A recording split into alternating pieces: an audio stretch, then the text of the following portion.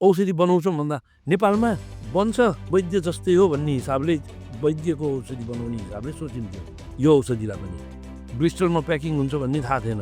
नेपालको औषधि उद्योगले प्रगति पनि त गरेकै छ, तर फेरि तपाईँहरू सबै जुवा आयो औषधि कम्पनी डुब्न लाग्छ भन्नुहुन्छ। नयाँ औषधि दर्ता गर्न नेपालमा कति गाह्रो छ थाहा छ तपाईँलाई? एउटा नयाँ औषधि राम्ररी फर्मुलेसन गरेर सारा बाहिर दर्ता गर्नुभन्दा आपूर्ति गर्न सजिलो छ। सरकारले कतिको औषधि किन्छ, आर्मीले कतिको किन्छ नेपालमा, जसको जे एक्सपर्टिज छ सबैलाई बाँडेर दिउँ न, गभर्मेन्टले किनोस् न, हाम्रो लागि यतिमा बनाइदिए आएर बनाउनु आउँछ न।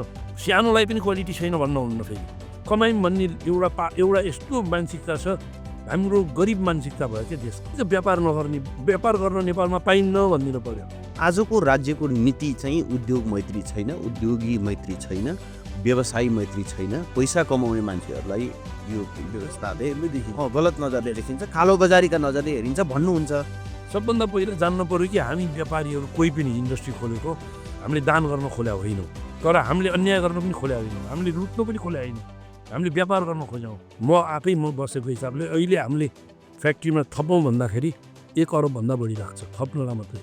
सुनिन्छ भन्न मात्रै छ, सबै एक्सपर्टहरू आउँछन् WHO आएर उनका कुरा सुनाएर जान्छन्। डाटामा गरेको खर्चलाई औषधिमा दिन चाहिँ नीति बनाउने सरकार, भोलि र मेटेरियलको बढ्यो पनि बढ्न पर्ने त दिन पर्छ, स्वचालित मूल्य हो, दिनु पर्यो नि। मेरो त कहाँ ल्याबमा स्टडीरहेको हुन्छ, कति दिन लाग्छ त्यो आउनलाई, 6 महिना। उसले मार्केट लिएर सबैले चिनिसकेपछि मेरो प्रडक्ट आयो भने त मैले त के गर्नु पर्यो भने ला बाबु 1 सट्टा 2टा दिन्छु भन्नु पर्यो। कसले बनाए बाध्य? DPCOको एउटा चिजलाई ल्याउँ इन्डियाको त्यो एउटा प्राइसिङमा, त्यसले पनि कम्पनीहरूलाई केही सपोर्ट हुन्छ। Swasthya Diary presents the Pharma Talk, sponsored by Magnus Pharma, in association with Association of Pharmaceutical Producers of Nepal, Asian Pharmaceuticals, Nepal Pharmaceutical Laboratories, and Quest Pharmaceuticals. Supported by Om Pharmaceuticals, only on Swasthya Diary, the Pharma Talk, from manufacturing to market. Shankar sir, धेरै धेरै स्वागत छ। नमस्कार यहाँलाई। नमस्कार। यो pharma टकको सिरिजमा मैले धेरै पहिलादेखि तपाईँलाई बोलाउन खोजेको, अब तपाईँको पनि कार्यव्यस्तताको कारणले आज मैले यो अवसर पाएँ। यहाँलाई सर्वप्रथम अब यहाँसँग कुरा गर्नुपर्ने धेरै विषयवस्तुहरू छन्। औषधिको विषयवस्तु त मूल विषय भइगयो, त्यसबाहेक तपाईँ औषधि व्यवसायमा आएको, औषधि उद्योगमा आएको, तपाईँको आफ्नो पृष्ठभूमि, पारिवारिक पृष्ठभूमि, अहिले तपाईँको अरू विभिन्न क्षेत्रको आबद्धता, यो सबै कुरा गर्न चाहिँ मलाई किन पनि रुचि छ भने मैले यसअगाडि अनअफिसियल्ली अन रेकर्डेड मैले धेरै कुरा अफ द रेकर्ड तपाईँसँग गर्ने अवसर पाछु, ताकि मलाई चाहिँ कहिले पोडकास्ट लिउँला तपाईँसँग जस्तो भएको थियो। त्यसै भएर आज तपाईँलाई म स्वागत गर्दै सुरुवातमा चाहिँ अब तपाईँको पृष्ठभूमिबाट, हरेक मान्छे त कसरी आयो, कसरी यहाँसम्म पुग्यो भन्ने मान्छेलाई पृष्ठभूमिको चासो हुन्छ नि। तपाईँको पृष्ठभूमिबाट सुरु गरौँ सर। पहिला त तपाईँलाई शुभकामना। हजुर, तपाईँ यो फिल्डमा आउनुभयो, पहिलेदेखि पत्रकार फिल्ड, त्यसमाथि यो पोडकास्टमा आउनुभयो। तपाईँको सोहरू हेरेको छु मैले, 2-4वटा सो नहेरी के बोल्ने हो हामीलाई थाहा हुँदैन कि। त्यो हेरेर पनि तपाईँकोमा आउँ भनेर पनि लियो गए आवत, सायद त्यो पनि एउटा कारण हुनसक्छ। हजुर, मेरो पृष्ठभूमि भन्नेमा त म अब हाम्रो फ्यामिलीहरू, अब मेरो बुवा आमा बर्माबाट आउनुभयो, हामी यहीँ अब बर्माबाट आएको फ्यामिली हो हामी।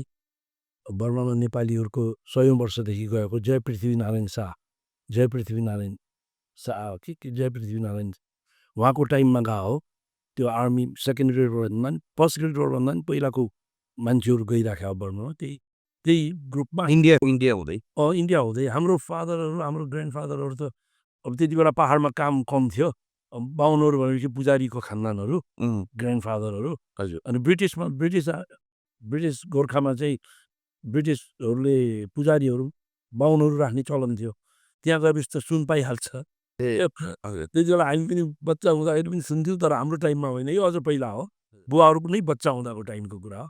त्यति बेला ब्रिटिस आर्मीमा गयो भने राम्रो तलब पाइन्छ, सुन पनि पाइन्छ भन्ने चिजले पाहाडतिर ब्रिटिस आर्मीमा जान्थे अरे मान्छे। हजुर, त्यही सिलसिलामा उहाँहरू चाहिँ आसाममा ब्रिटिस आर्मीले पण्डित पुजारी खोजेकोले इन्टरभ्यू दिँदाखेरि पास हुनुभयो। एकजना हाम्रैको मामा विराटनगरतिरका रिजालहरू, बाका पनि मामाहरू, उहाँहरूले लगाइदिनु भयो जागिर। आसाम हुँदै अनि बर्मा पुग्यो थियो। भनेको ब्रिटिस आर्मीबाट, गोर्खा आर्मीको बटालियनको पुजारीहरूको रूपमा नै बर्मा पुग्यो। बर्मा पुग्नु त्यो भएका त्यसरी बाजेहरू पुग्या। यो बुवाहरूले भनेर भनेको तपाईँहरू नेपाली नै हो तर बिचमा बर्मामा बसेर तपाईँ जन्मिँदा बर्मामा जन्म यहाँबाट अहिले जसरी अहिले त अब धेरै डिजाइन भइसक्यो, नामहरू नयाँ आइसके, एनआरएन भनेर विदेश बसेर काम गर्ने छ। त्यही हो, हामी चाहिँ एनआरएन जस्तै पिएनआर भनेर भन्छ, बर्मामा नेपालीले भन्छ नि, पिपुल अफ नेप्लिज ओरिजिन हो के। ओके नेप्लिज ओरिजिन हो तर बर्मामा गएर बसे। कति परिवार चाहिँ अब नेपाल फर्किनलाई दुःख छ, पाहाडमै छ, यहाँ अरू व्यवस्था नगरेकोले फर्केनन्। अब कोही चाहिँ नि पैसा धेरै भएर लन्डनमा गएर घर किनेर बस्ने पनि छन्, सिङ्गापुरमा बस्ने छन्, कोही ब्याङ्ककमा बस्ने छन्, ठेक्का लिएर ठुल्ठुलो काम गरेर ठुल्ठुलो इन्डस्ट्रीमा भएका नेपालीहरू पनि छन्। एकजना त मैले बर्माकै मान्छे अफ्रिकामा पोलिथिन ट्याङ्क छ नि, पानी वाटर ट्याङ्कको फ्याक्ट्री खोलेर पार्टनरसिपमा एकजना नेपालकै मान्छेसँग पार्टनरसिपमा खोलेर बस्नुभएको रहेछ। भुङ्गे जाँदा भेटेको थिएँ मैले धेरै पहिला। भनेको त्यहाँ धेरै बर्मामा गएर बसे नेपालीहरू जस्तो मैले जोड्न खोजेको चाहिँ तपाईँको बुवा थानेश्वर घिमिरे खानेछु उहाँको नाम मैले प्रशस्त सुनेको सञ्चार माध्यमहरूमा पनि हेरेको उहाँ स्वर्गीय भएको पनि मलाई याद छ र उहाँ चाहिँ बर्मामा असाध्यै राम्रो डेरीको बिजनेस गरेर बसिराख्दाखेरिमा तत्कालीन राजा महेन्द्र सहितले उता पनि भेटेको यता नेपाल आउन चाहिँ भनौँ न एउटा खालको गरेको रिक्वेस्ट गरेको नेपाल आएर थुप्रै व्यापारको तपाईँहरूले साम्राज्य खडा गर्नुभयो भन्ने कुराहरू मैले पढेको छु। यसलाई अलिकति सविस्तार भन्नु। होइन, मेरो बुवा एक्लैले होइन गरेको यो। बर्मामा पनि मेरो बुवाका साथीहरू, पार्टनरहरू, त्यति बेलाका पार्टनरहरूको फोटोहरू छ। त्यो थाहा पाए म ल्याउँथेँ यहाँ सबैलाई देखाउँथेँ। थाहा भएन मलाई जोड्नुहुन्छ भनेर। अनि त्यो साथीहरू मिलेर बर्मामा दुध घिउको काम, नेपालीले गर्ने काम दुध घिउको काम हो। बर्मिज जातिले दुध खाँदैन, उनीहरूले खाने भने बटर घिउ पनि उनीहरूले केकहरूमा हालेर खाने हो। बाहिर घिउ खाने चलन बर्मिजहरूको छैन। हाई बर्मिजहरूको दुध खाने छैन नि चलन। मिल्क टी भन्ने नै खान्थेन नि उनीहरूले। आलु चिया खाने, चिनी नहाली खाने चलन हो तिनीहरूको। अब त्यसरी खाने जाति हो। अब त्यसमा दुध घिउको काम गर्दाखेरि बटर क्रिमहरू चाहिँ जान्थ्यो। ब्रिटिसले छोडेको देश भएकोले त्यो मेरो बुवाले बिजनेस गर्न थालेपछि बुवाहरू भनौँ, बुवाको पार्टनरहरू छन् थुप्रै। अब त्यसमा लिडिङमा मेरो बुवाभन्दा पनि सिनियर एकजना हुनुहुन्थ्यो, बाको एकदम पार्टनर भन्ने इन्द्रमणि खरेल भनेर। उहाँको परिवारहरू छन् नेपालमा पनि, अमेरिका बाहिरतिर पनि छन् थुप्रै। अब अरू तेजनारायण खरेल भन्ने उहाँहरू, अनि मेरो जेठा बुवा हुनुभयो, मेरो बुवाभन्दा पनि अझ काममा अगाडि हो। मेरो बुवा चाहिँ अलि एक्टिभ र चारैतिर हिँड्ने र धेरै मान्छेसँग रिलेसन राख्ने भएर पनि नाम बढी आयो होला। कोही साइलेन्ट रूपमा अझ बढी काम गरे पनि छन् त्यो टिममा भन्नु खोजेँ मैले। उहाँ एक्लै कसरी गर्नुभएछ त्यो बर्मामा त्यो कसरी त्यो कसरी भने अब गाउँमा हामीले मेरो बुवाको सबै चिजहरू मलाई सानोदेखि नै घरमा पुरा आउने भएर थाहा छ। गाउँलेहरूलाई चाहिँ नि पैसा दिएर पैसा नदिने कि तिम्रो दुध म किनिदिन्छु, तिमीले यो गाई पाल भने त्यहाँ चाहिँ गाईकै हो बढी भैँसीभन्दा पनि। अनि गाई राम्रो जर्सी गाईहरू आसामकोतिरबाट जाने राम्रो गाईहरू ल्याएर दिने गाउँलेलाई, त्यो हिसाबमा राख्ने, यो गाईबाट त दुध दिए, त्यो दुध कलेक्सन गर्ने गाडी जान्थ्यो दुध कलेक्ट गर्नलाई गाउँ गाउँमा। 10,000 गाईलाई पैसा लगानी गरे यो टिमले।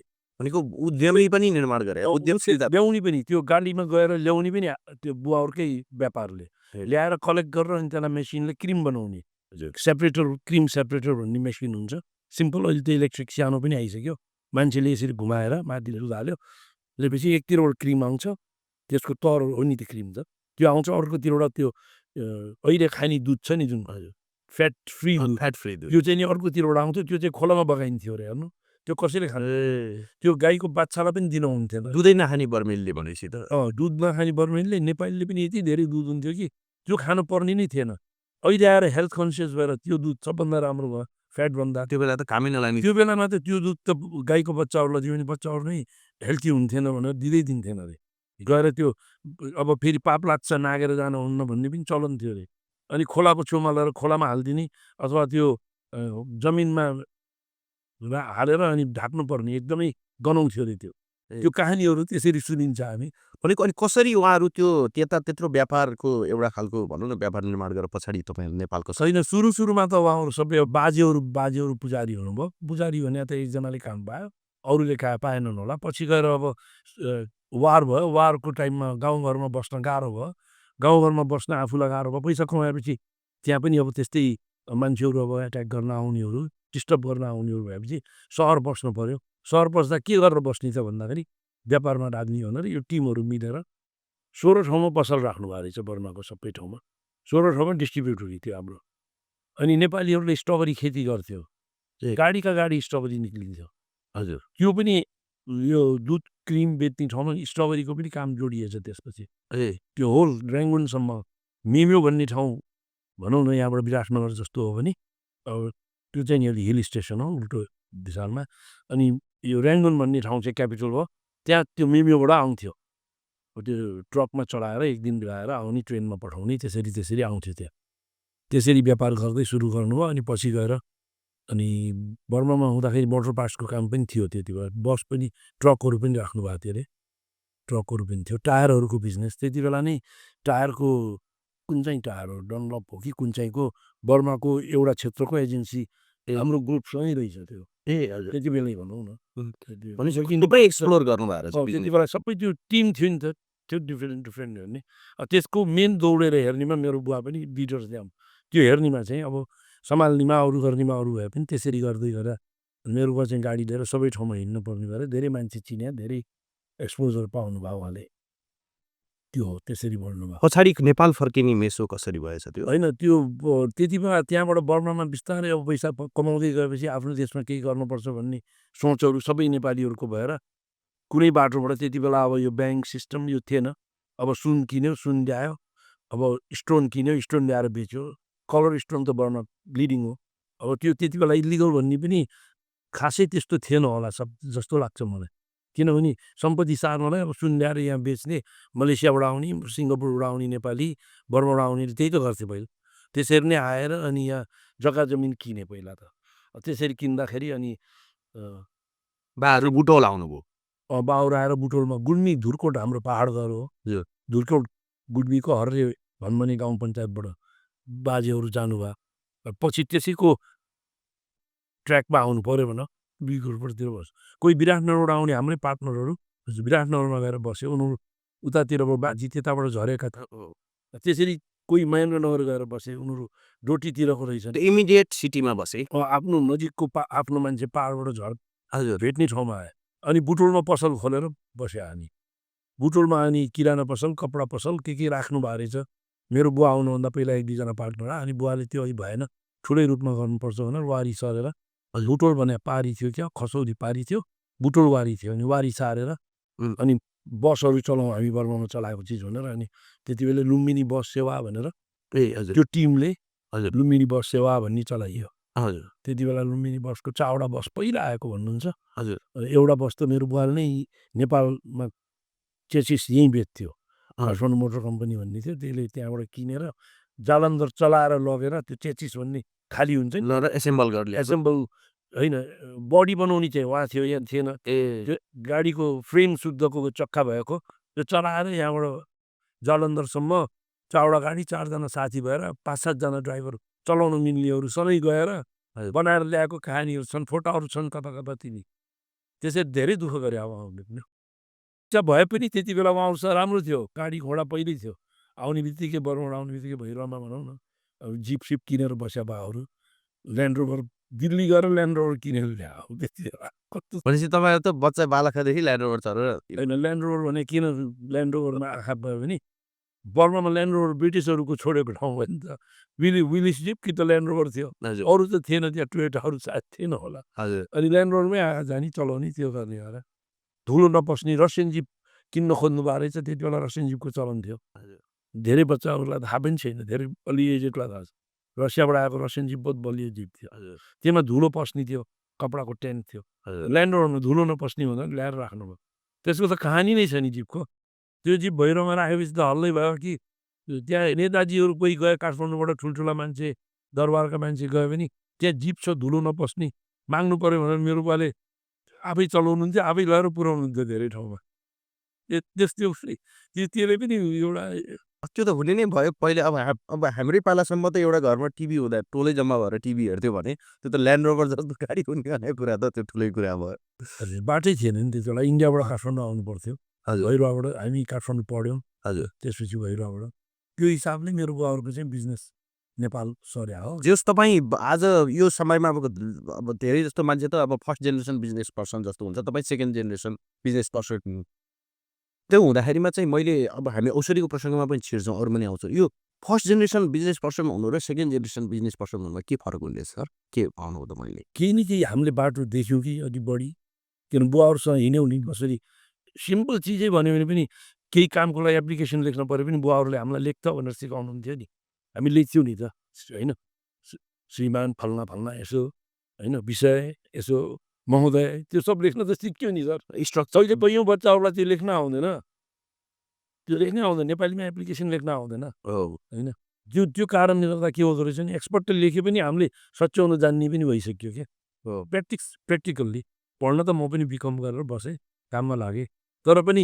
कैयौँ चिजहरू त्यो टेक्निकल भन्दा पनि चाहिएको के हो प्रसङ्ग ठ्याक्क निक्लिनलाई चाहिँ प्र्याक्टिकल गरेको मान्छेले जान्दो रहेछ कि त्यसैले नेपालमा के छन् व्यापारीहरू भन्छन् नि मान्छेले आए मारवाडीले कमाए अरे मारवाडीको त 10औं पुस्ताले काम गरे हो नेवारहरू 10औं उनीहरूको पुस्ता हामीभन्दा बाहुन छेत्रीको भन्दा मलाई लाग्छ नेवारको पुस्ता धेरै हो नि त पहिला उसको जिनमै त्यो बिजनेसको नलेज छ नि त व्यापारै हो नि सिक्नै पर्यो नि क्लास हो नि त्यो पनि एमबिए गरेर आउँछ मान्छेले एमबिए गरेर आएपछि काम गर्नुपर्छ कसकोमा भन्दाखेरि त्यो व्यापार गरेकै मान्छेले सिकाउँछ नि फेरि उसलाई अनि बल्ल ऊ पर्फेक्ट बन्छ नि एमबिए गरेको पनि मलाई लाग्छ पढेर मात्र पर्फेक्ट हुँदैन नि हुँदैन मैले कता देखेको थिएँ कसको किताबमा विनोद चौधरीकैमा होला म के अरे बिजनेस स्कुल पढाए त होइन प्र्याक्टिकल्ली भयो भनेर भन्छ त्यो सायद व्यापारीकै फ्यामिली भएर सिक्नुभयो होला उहाँले बाबुबाजेदेखि नै दुःख गरेर काम गरेको देखेँ नि त त्यो हेरिडिटीमै आयो त्यो घरमै त्यो चिजको फुल फुल्यो नि त सर हामीले अहिले नै आएर बिजनेस गरेर तुरुन्त भएको मान्छे कोही हुन्छ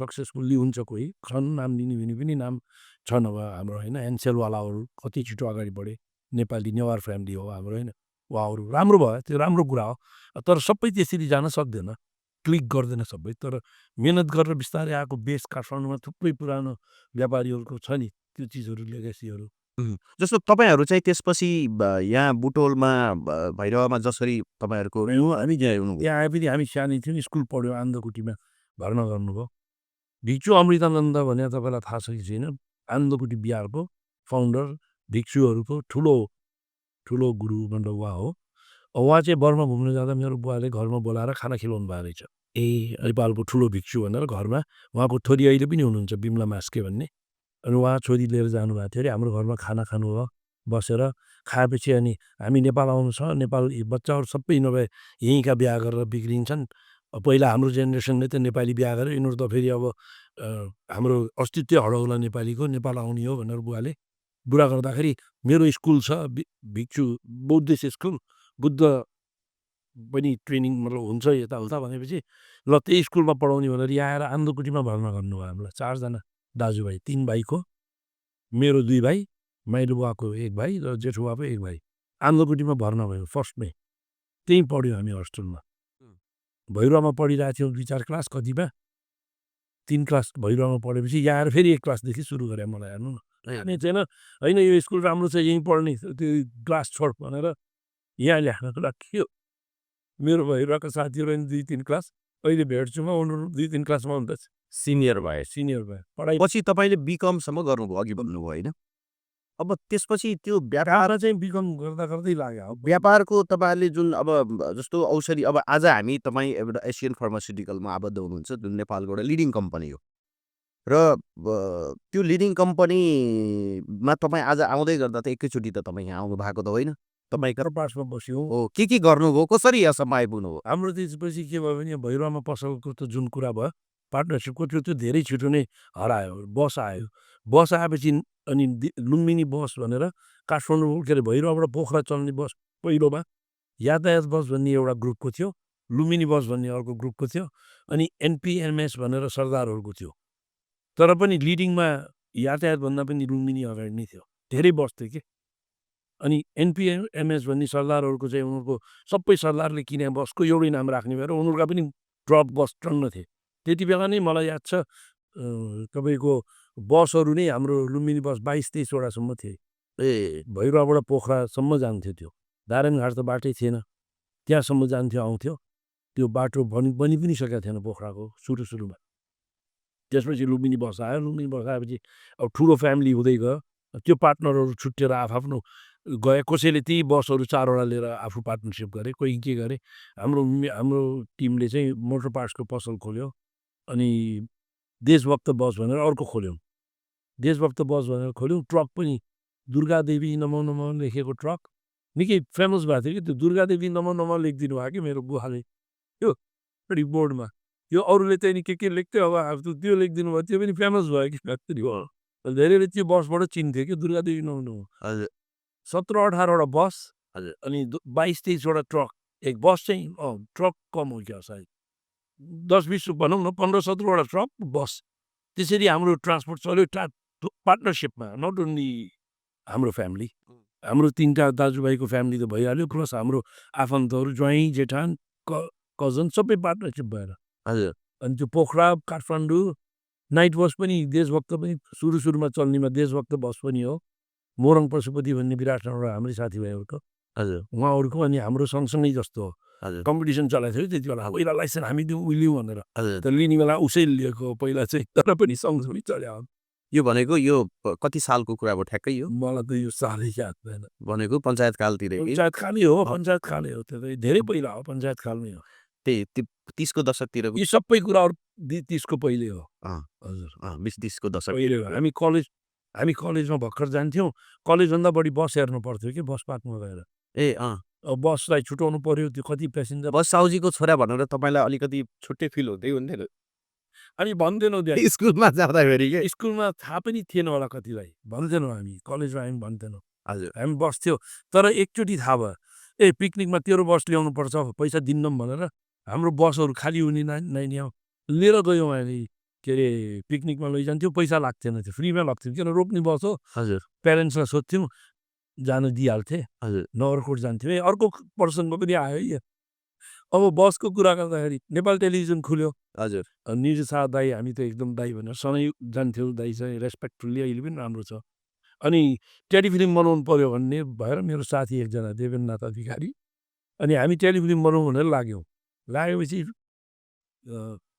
के हो टेलिफिल्मको नाम पनि म अहिले याद भयो भने बनाउनुलाई रमाइलो कुरा अनि ल एउटा बनाउने भनेर निर्जा दाईलाई भनेको मलाई पहिला स्क्रिप्ट सुनाऊ यो सबै सुनाऊ हो त्यसै हुन्छ भन्नुभयो अनि बसेर सबै भनेपछि निकै राम्रो रहेछ त्यो बोधनाथ अधिकारीजीले लेखे हो त्यो बोधनाथ अधिकारी भने सचिव हुनुहुन्थ्यो पहिला अनि त्यो कथामा चाहिँ इज्जत कि बेइज्जत भन्ने केमा राम्रो प्रसङ्ग थियो कि 3 दाजुभाइमा रिटायर भएको केस अनि घुस खाने दाजुभाइको केस अनि एउटा इमान्दारी काम गर्ने दाजुभाइको कहानी थियो कि अनि त्यो केसको सुटिङ गर्नु पर्दाखेरि अब गाडी त छैन अब के लिने भन्दाखेरि देशभक्त बस अनि हाम्रो बसै लिएर सिंहदरबार जान्थ्यौँ कि क्यामेराम्यान युनिट लिनलाई त्यो सिंहदरबारको अगाडिको गेटबाटै बस जान्थ्यो त्यस्तो ट्राफिक नभए टाइम काठमाडौँ सम्झिनु नि तपाईँ बस रोक्थ्यौँ पुतली सडकमा सुटिङ गर्थ्यौँ कोही त्यहाँ कसैले केही ट्राफिकको जामै हुन्थेन हजुर ल पुतली सडकमा रोक्थ्यौँ न्यु रोड त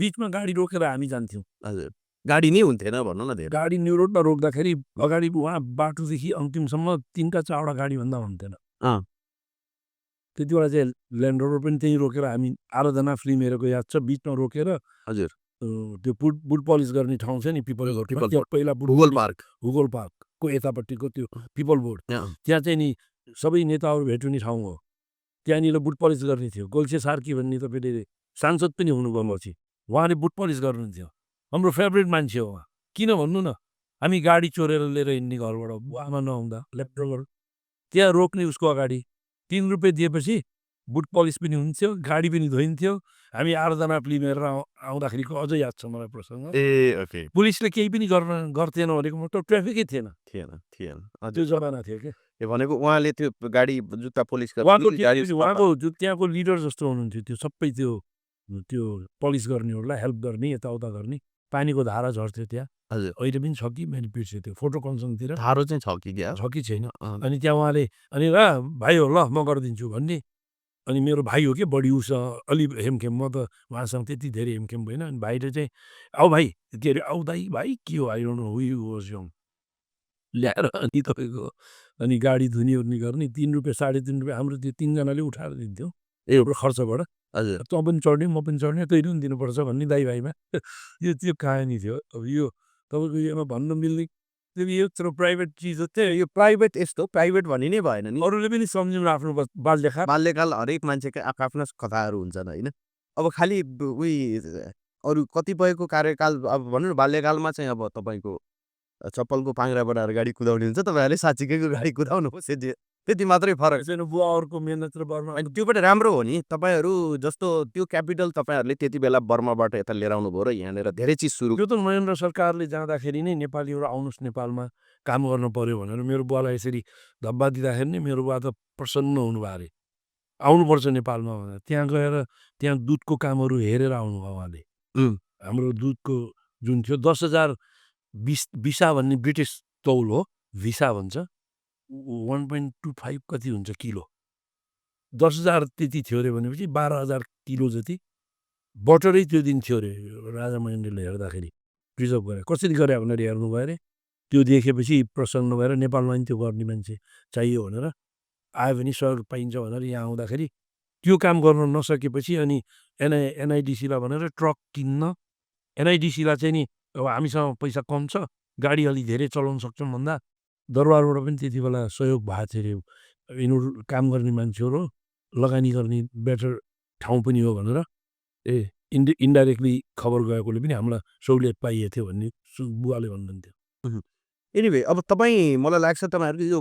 ठुलो फ्यामिली बिजनेसकै एउटा जालो छ होइन सर्कल छ धेरै नै फर्मा कम्पनीमा पनि जस्तो तपाईँहरूको त्यो फ्यामिली नै बिजनेस हो जस्तो लाग्छ फ्यामिली हो त्यो हाम्रो यो फर्मा कम्पनीको सुरुवात कसरी भयो त्यहाँबाट जाउँ न अब यो अब हामी गाडी गरायौँ अरू चलायौँ त्यसपछि आएर फर्मा आएको चाहिँ मेरो भिनाजु हजुर एकजना हुनुहुन्छ भिनाजुको चाहिँ विराटनगरमा खनाल मेडिसिन भनेर उहाँहरूको फ्यान चलाउनुहुन्थ्यो उहाँले नि दाइ भाइ सबैलाई राखेर त्यो चलाउँदै जाँदा उहाँको हामी जाने आउने उहाँले जहिले पनि हामीले ट्रक किन्ने पार्टनरसिप उहाँको पनि हुन्थ्यो हामीसँग हामी सबै ज्वाइँ जेठान ससुरा सन्ती सबै पार्टनर खाले कम्पनी हो कि आफन्त साथी त्यस्तो खाले हो अनि उहाँले पनि मेरोवाला पनि औषधि मेरो एक्सपर्टिज हो यो पनि गरे हुन्छ फ्याक्ट्रीतिर लागौँ न हामी भनेर उहाँको साथी कसैले उहाँलाई भनिराख्ने अनि ल भनेर हामी हेर्न गयौँ फ्याक्ट्री बुवा पनि जानुभयो अनि ल गरौँ भनेपछि अनि हामीले उहाँको लिडरसिपमा तपाईँले हेर्नुपर्छ एमडी भएर भनेर हामी सिक्दै थियौँ अनि हामी पनि त्यहाँ घुस्यौँ बुवाले नै हो यो बुवा चाहिँ चेयरम्यान भएर बस्नुभयो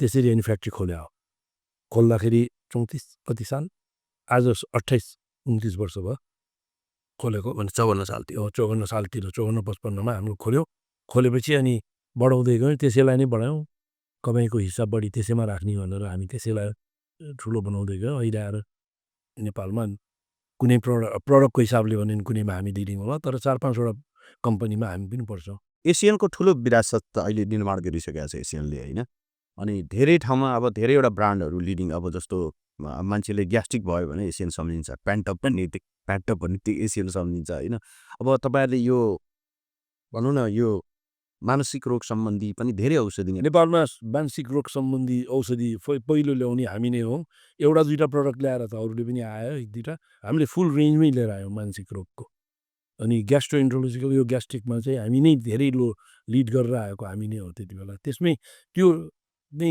सेक्सनै लिएर हामी अगाडि आउन खोज्यौँ हामी तपाईँहरूको त्यो विनिङ पोइन्टै त्यतितिर भयो त्यसैबाट आयौँ होइन सबैले सेम चिज ल्याएर कम्पिटिसन भएको छ अहिले चाहिँ जो आए पनि अर्काको के चलेछ त्यही नै बनाउने चलनलाई कम्पिटिसन रफ भएपछि अनि त्यहाँ विकृति पनि बढ्न सक्छ नि त्यस्तो नगर्नलाई हामी चाहिँ त्यसरी आयौँ सुरुमा अब अहिले त त्यो साध्य नै भएन अब अर्को पनि अब विङ्स बढाउँदै जानु पर्यो बढाउँदै जाँदाखेरि हिजो मैले साइकोट्रोपिक्स बढिरहेको थिएँ मानसिक रोगको भने अर्कोले ल्याएर कम्पिटिसन गर्नै पर्यो बाध्य भयो मैले पनि अर्कोले कार्डियाकको ल्याएछ हार्टको औषधिहरू भने मुटु सम्बन्धी हामी पनि आउनु पर्यो कम्पिटिसनलाई त्यसरी सेगमेन्टहरू बढ्दै जाने हो छालाको अरूले ल्याएछ भने हामी पनि आउनु पर्यो अर्को ल्यायो हामी पनि त्यो आउँदै जान्छ अनि पछि गएर उयो अब जसले बढी गर्दै जान्छ त्यही हुँदै जाने हो हुन्छ म त्यसमा पनि आउँछु जस्तो मैले एसियनकै अब यो पृष्ठभूमिकै बारेमा अलिकति फेरि जानु जस्तो तपाईँहरूले कम्पनी त बनाउनुको एसियन कम्पनी होइन यो जस्तो यहाँसम्म आज आएर तपाईँले अघि भन्नुभयो 4-5वटा कम्पनी मध्ये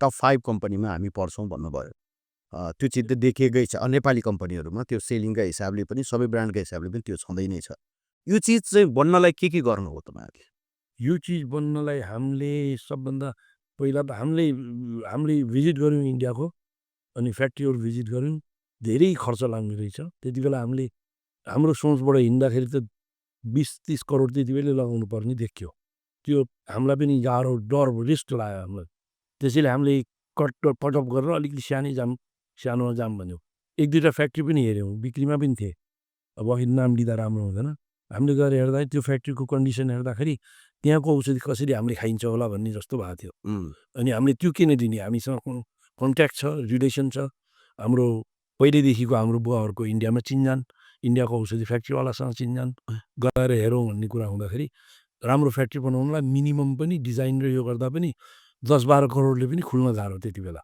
अनि हामीले त्यति बेला गर्दाखेरि 12 करोड लगानी गर्दा धेरै गाह्रो टाइपले गरे हो। हामीलाई केही वर्ष हामीलाई गाह्रै भयो, 4, 4.5, 5 वर्ष त हामीलाई ब्रेक इभनमा आउन नै लागेको थियो भने अझ केही वर्ष हामीलाई गाह्रो भएको थियो। त्यसरी अनि पछि सेगमेन्ट बढाउँदै गयौँ, क्वालिटीको पायौँ। हामीले सुरुमा राम्रो मान्छे पनि पायौँ हामीले औषधि लाइनमा, एडभाइजर एकजना अरू कम्पनीबाट छोडेर जान लाग्नु भएको छ भन्ने थाहा पाइयो। थाहा पाएपछि हामीले लियो होला, एसएन राव भन्ने नाम लिँदा पनि नेपालको लागि नै राम्रो, इन्डियन हो उहाँ चाहिँ, नि इन्डियन भए पनि नेपालकै फर्मा इन्डस्ट्रीलाई हेल्प गर्न आएको। थुप्रै नेपालीको फर्मा इन्डस्ट्रीले उहाँको एकदमै नाम लिएर फोटो नै राखेका हुन्छन्। हामीले पनि उहाँलाई रेस्पेक्टफुल्ली नै लिन्छौँ। कैयौँ चिजमा उहाँसँग आर्ग्यु सबभन्दा बढी मेरै हुन्थ्यो, भए पनि उहाँको क्वालिटी र चिजलाई चाहिँ हामी धेरै रेस्पेक्ट गर्छौँ। नेपालले नि रेस्पेक्ट गर्छ, नेपालको फार्मासिस्टले पनि रेस्पेक्ट गर्छ उहाँको यो चिजहरूलाई चाहिँ। त्यो खाले मान्छे पायौँ। अनि उहाँको गाइडेन्सबाट पनि सर्टेन प्रडक्टहरूको डिजाइनहरूमा हेल्प भयो। उहाँ पनि एकदम इथिकल मान्छे हो। उहाँले एकचोटि त्यस्तै कुरा आउँदाखेरि कुनै प्रडक्टहरू यो ड्याम न धेरै चल्छ भन्दाखेरि पैसाको लागि खोल्या फ्याक्ट्री हो भने प्लिज मलाई आउट गरिदियो भनेर सिधै, if you want money I will not be there भनेर उहाँले सिधै म बस्दिनँ भन्ने। उहाँलाई हामीले जति फेसिलिटी दिए पनि उहाँ सिम्पल बसमा आउनुहुन्थ्यो, नाइट बसमा काठमाडौँ काम गरेर जानुहुन्थ्यो, प्लेनको टिकट खर्च नगर्ने भन्नुहुन्थ्यो। कम्पनीलाई पहिला राम्रो ठाउँमा ल्याउँ, होटलमा राम्रो होटलमा बस्नु पऱ्यो, पर्दैन मलाई, 400 को रुममा बस्न सक्छु म, सेयर गरेर बसौँ दुईजना, किन त्यो अर्को रुम दिन्छस् तैँले, पछि गएर कमाएपछि अर्को रुममा बस, एसएमको काम लागेको सँगै बस्ने भनेर त्यस्तो के त्यो त्यो चिज हामीलाई आनन्द लाग्थ्यो कि त्यो चिज। एउटा एउटा एउटा जब गर्ने मान्छेले त्यही त्यो लेभल हुन्थ्यो कि डिसिप्लिन, काम हो नि, कामलाई भ्यालु गर न, लुगा चप्पल जुत्ता होइन ब्रान्डेड लाएर त मान्छे अगाडि पुग्दैन भन्ने खाले उहाँले के कुरा, उहाँको कुरा भनाइ होइन। त्यो त्यो अनुसारले तपाईँहरूले प्रडक्ट कतिवटा प्रडक्टबाट सुरु गर्नुभएको थियो तपाईँहरू? हामीले सुरुमा 28वटा प्रडक्ट ल्याएको थियौँ। 8वटा प्रडक्ट मात्रै हाम्रो मार्केटमा अलिकति मुभ भएको थियो त्यति बेला सुरुमा ल्याउँदाखेरि। त्यसमा चाहिँ मिडियम प्रडक्टहरू अहिलेसम्म भएकोमा हाम्रो ओमिप्राजोल त्यति बेला आएकाहरू हुन्। अब एउटा एकदम राम्रो प्रडक्ट थियो, मलाई अहिले पनि मनपर्छ, अहिले बाहिरतिर प्रिस्क्राइब गरिन्छ, नेपालमा कम प्रिस्क्राइब हुन्छ, त्यो फेमोटिडिन हो। फेमोटिडिन भने अल्फाम भन्ने नामबाट थियो, निकै राम्रो थियो त्यो। अब अहिले त्यसको अब नयाँ सेफ्टी औषधिहरू आएकोले गर्दा त्यसका रूपहरू बदलिँदै गए। त्यो थियो त्यति बेला हाम्रो, मलाई एक्ज्याक्टली नाम फेरि सबैको याद आएन कुन कुन थियो भन्ने। ओमोक्स भन्ने थियो हाम्रो सुरुको एन्टिबायोटिक त नभनौँ। ठिक छ, त्यो सबै औषधिमा हामी जानु परेन, भनेको पहिला 28वटाबाट लिएर आयौँ, तर 8वटाभन्दा बढी चाहिँ मार्केटमा राम्रो जान सक्छ। आज कतिवटा औषधि पुऱ्याउनु हो तपाईँहरू? अहिले त 300 भन्दा मतलब उसले गर्दा स्ट्रेन्थले गर्दाखेरि भनेको कुनै बन्द गर्ने कुनै थप्दै गर्ने पनि भएको छ होला नि? बन्द पनि छ, कति बन्द छ, नयाँ आइसक्यो, फेरि स्ट्रेन्थ फरक भएर पनि आयो रोगको मार्केटको हिसाबले होइन। कुन कुन डक्टरहरूको फेरि के भने औषधिमा त सबैलाई थाहा भएकै कुरा, मैले यहाँ बोल्दा त धेरैलाई थाहा भएकै कुरा मैले बोलेँ भनौँला। अब औषधि त रिसर्च हुँदै जान्छ, त्यो फेल हुँदै जान्छ, त्यसलाई हटाउनै पऱ्यो, कुनै मोलिक्युलमा अर्को आएर मिसाएर बेस्ट आउँछ, यो राम्रो बनाउँदै जानु पऱ्यो, त्यसैको पछि जानु पऱ्यो, किन बिक्री नै हो ठुलो कुरा। तपाईँहरू यो पहिलाको कम्पनी, लिडिङ कम्पनीहरूलाई सोध्न मन लागेको चाहिँ, मलाई धेरैजना भनौँ न अलिकति लामो समय काम गरेका फर्मा इन्डस्ट्रीका मान्छेहरूले चाहिँ पहिले नेपालका डाक्टरहरूले नै नेपाली औषधिलाई विश्वास गर्न सक्ने अवस्था थिएन वा त्यो बनेको थिएन। त्यो चिज चाहिँ अब अहिले बन्दै गएको छ भन्ने कुराहरू गर्नुहुन्छ कि यो प्रसङ्गमा चाहिँ तपाईँ आफूले एसियनको तर्फबाट? यसो त सिधै कुरा हो, पहिलाको डक्टरले कसरी लेखुन्, औषधि बनेकै थाहा छैन।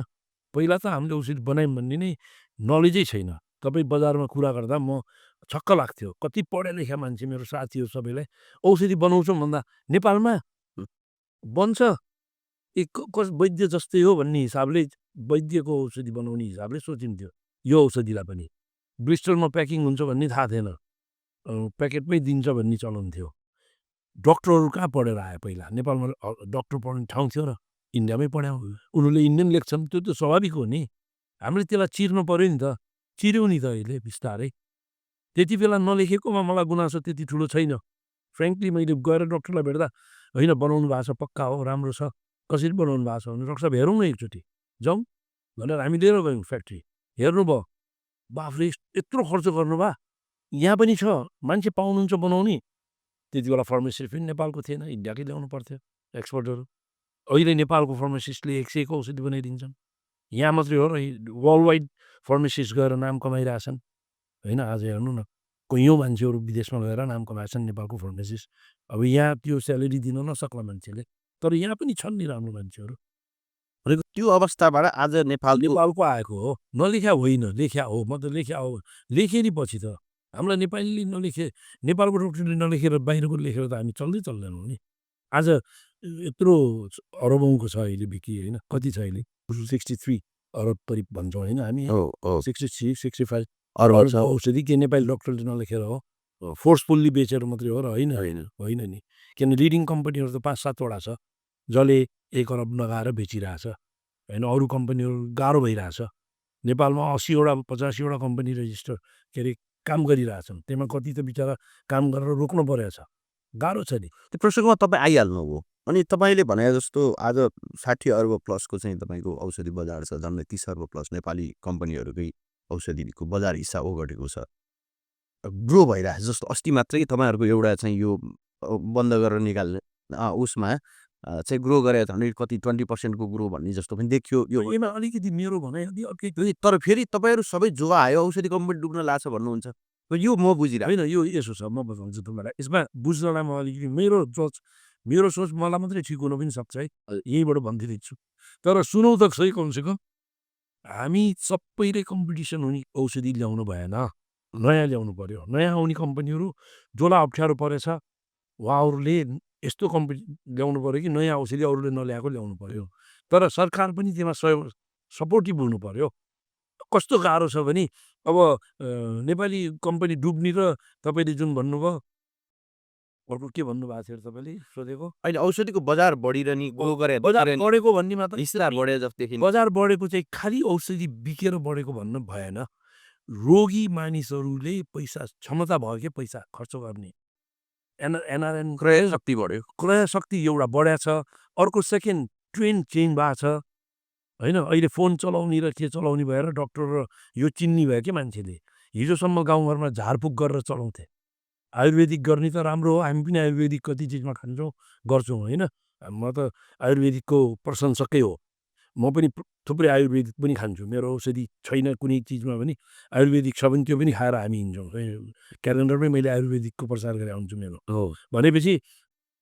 आयुर्वेदिक खाने त ठिकै छ तर झारफुक गर्ने कति थियो नेपालमा त्यो रेसियो घट्या हो के उताको घट्या हो स्वास्थ्य सेवा लिएर जाने मान्छे बढ्या हो सेल्स बढ्या मात्रै भन्न मिलेन हेमा खाने मान्छे बढ्या हो यो बढ्दै गर्दा त कुनै न कुनै रूपमा कम्पनीलाई फाइदा भएर कम्पनी त नडुब्ने वातावरण बन्नु पर्यो नि त कम्पनीमा नडुब्ने वातावरण हुनेमा जुन कम्पनीको बिकिरहेछ त्यसको बिक्यो नबिक्रीको बिकेन सर तिनको बिक्न पर्यो के बिचरा तिनको बिकेन हजुर अब त्यसमा तिनको बिक्ने बाटो कसरी बन्छ म कम्पिटिटर हो मैले त्यो बाटो देखाइदिउँ अहिले भनौँ दुई चारवटा कुरा भन्नु भन् म कम्पिटिटरकै हिसाबले भन्छु सरकारले हेल्प गर्नु पर्यो नि सर सरकारले कतिको औषधि किन्छ आर्मीले कतिको किन्छ नेपालमा कम्पनीहरू हेरेर राम्रो छ भने सबै कम्पनीलाई बाँडेर प्रडक्ट किन्न परेन इन्सुरेन्स 1 लाखबाट 5 लाखको बनाउने भनिरहेछ गभर्मेन्टले बनाउला सक्ला 10 लाख पनि बनाउला गभर्मेन्टले गर्ने हो कागजमा त बनिहाल्ला नि नभए पनि 10 लाखको 5 लाखको रियलमा बनाउनु सके बनाउनु होला होइन केही भएर त्यो हिम्मत त हो नि उहाँको गर्छु भन्ने मन्त्रीज्यूको यङ मन्त्रीज्यूको हिम्मत हो राम्रो हो खुसी लाग्यो हामीले सपोर्ट गर्नुपर्छ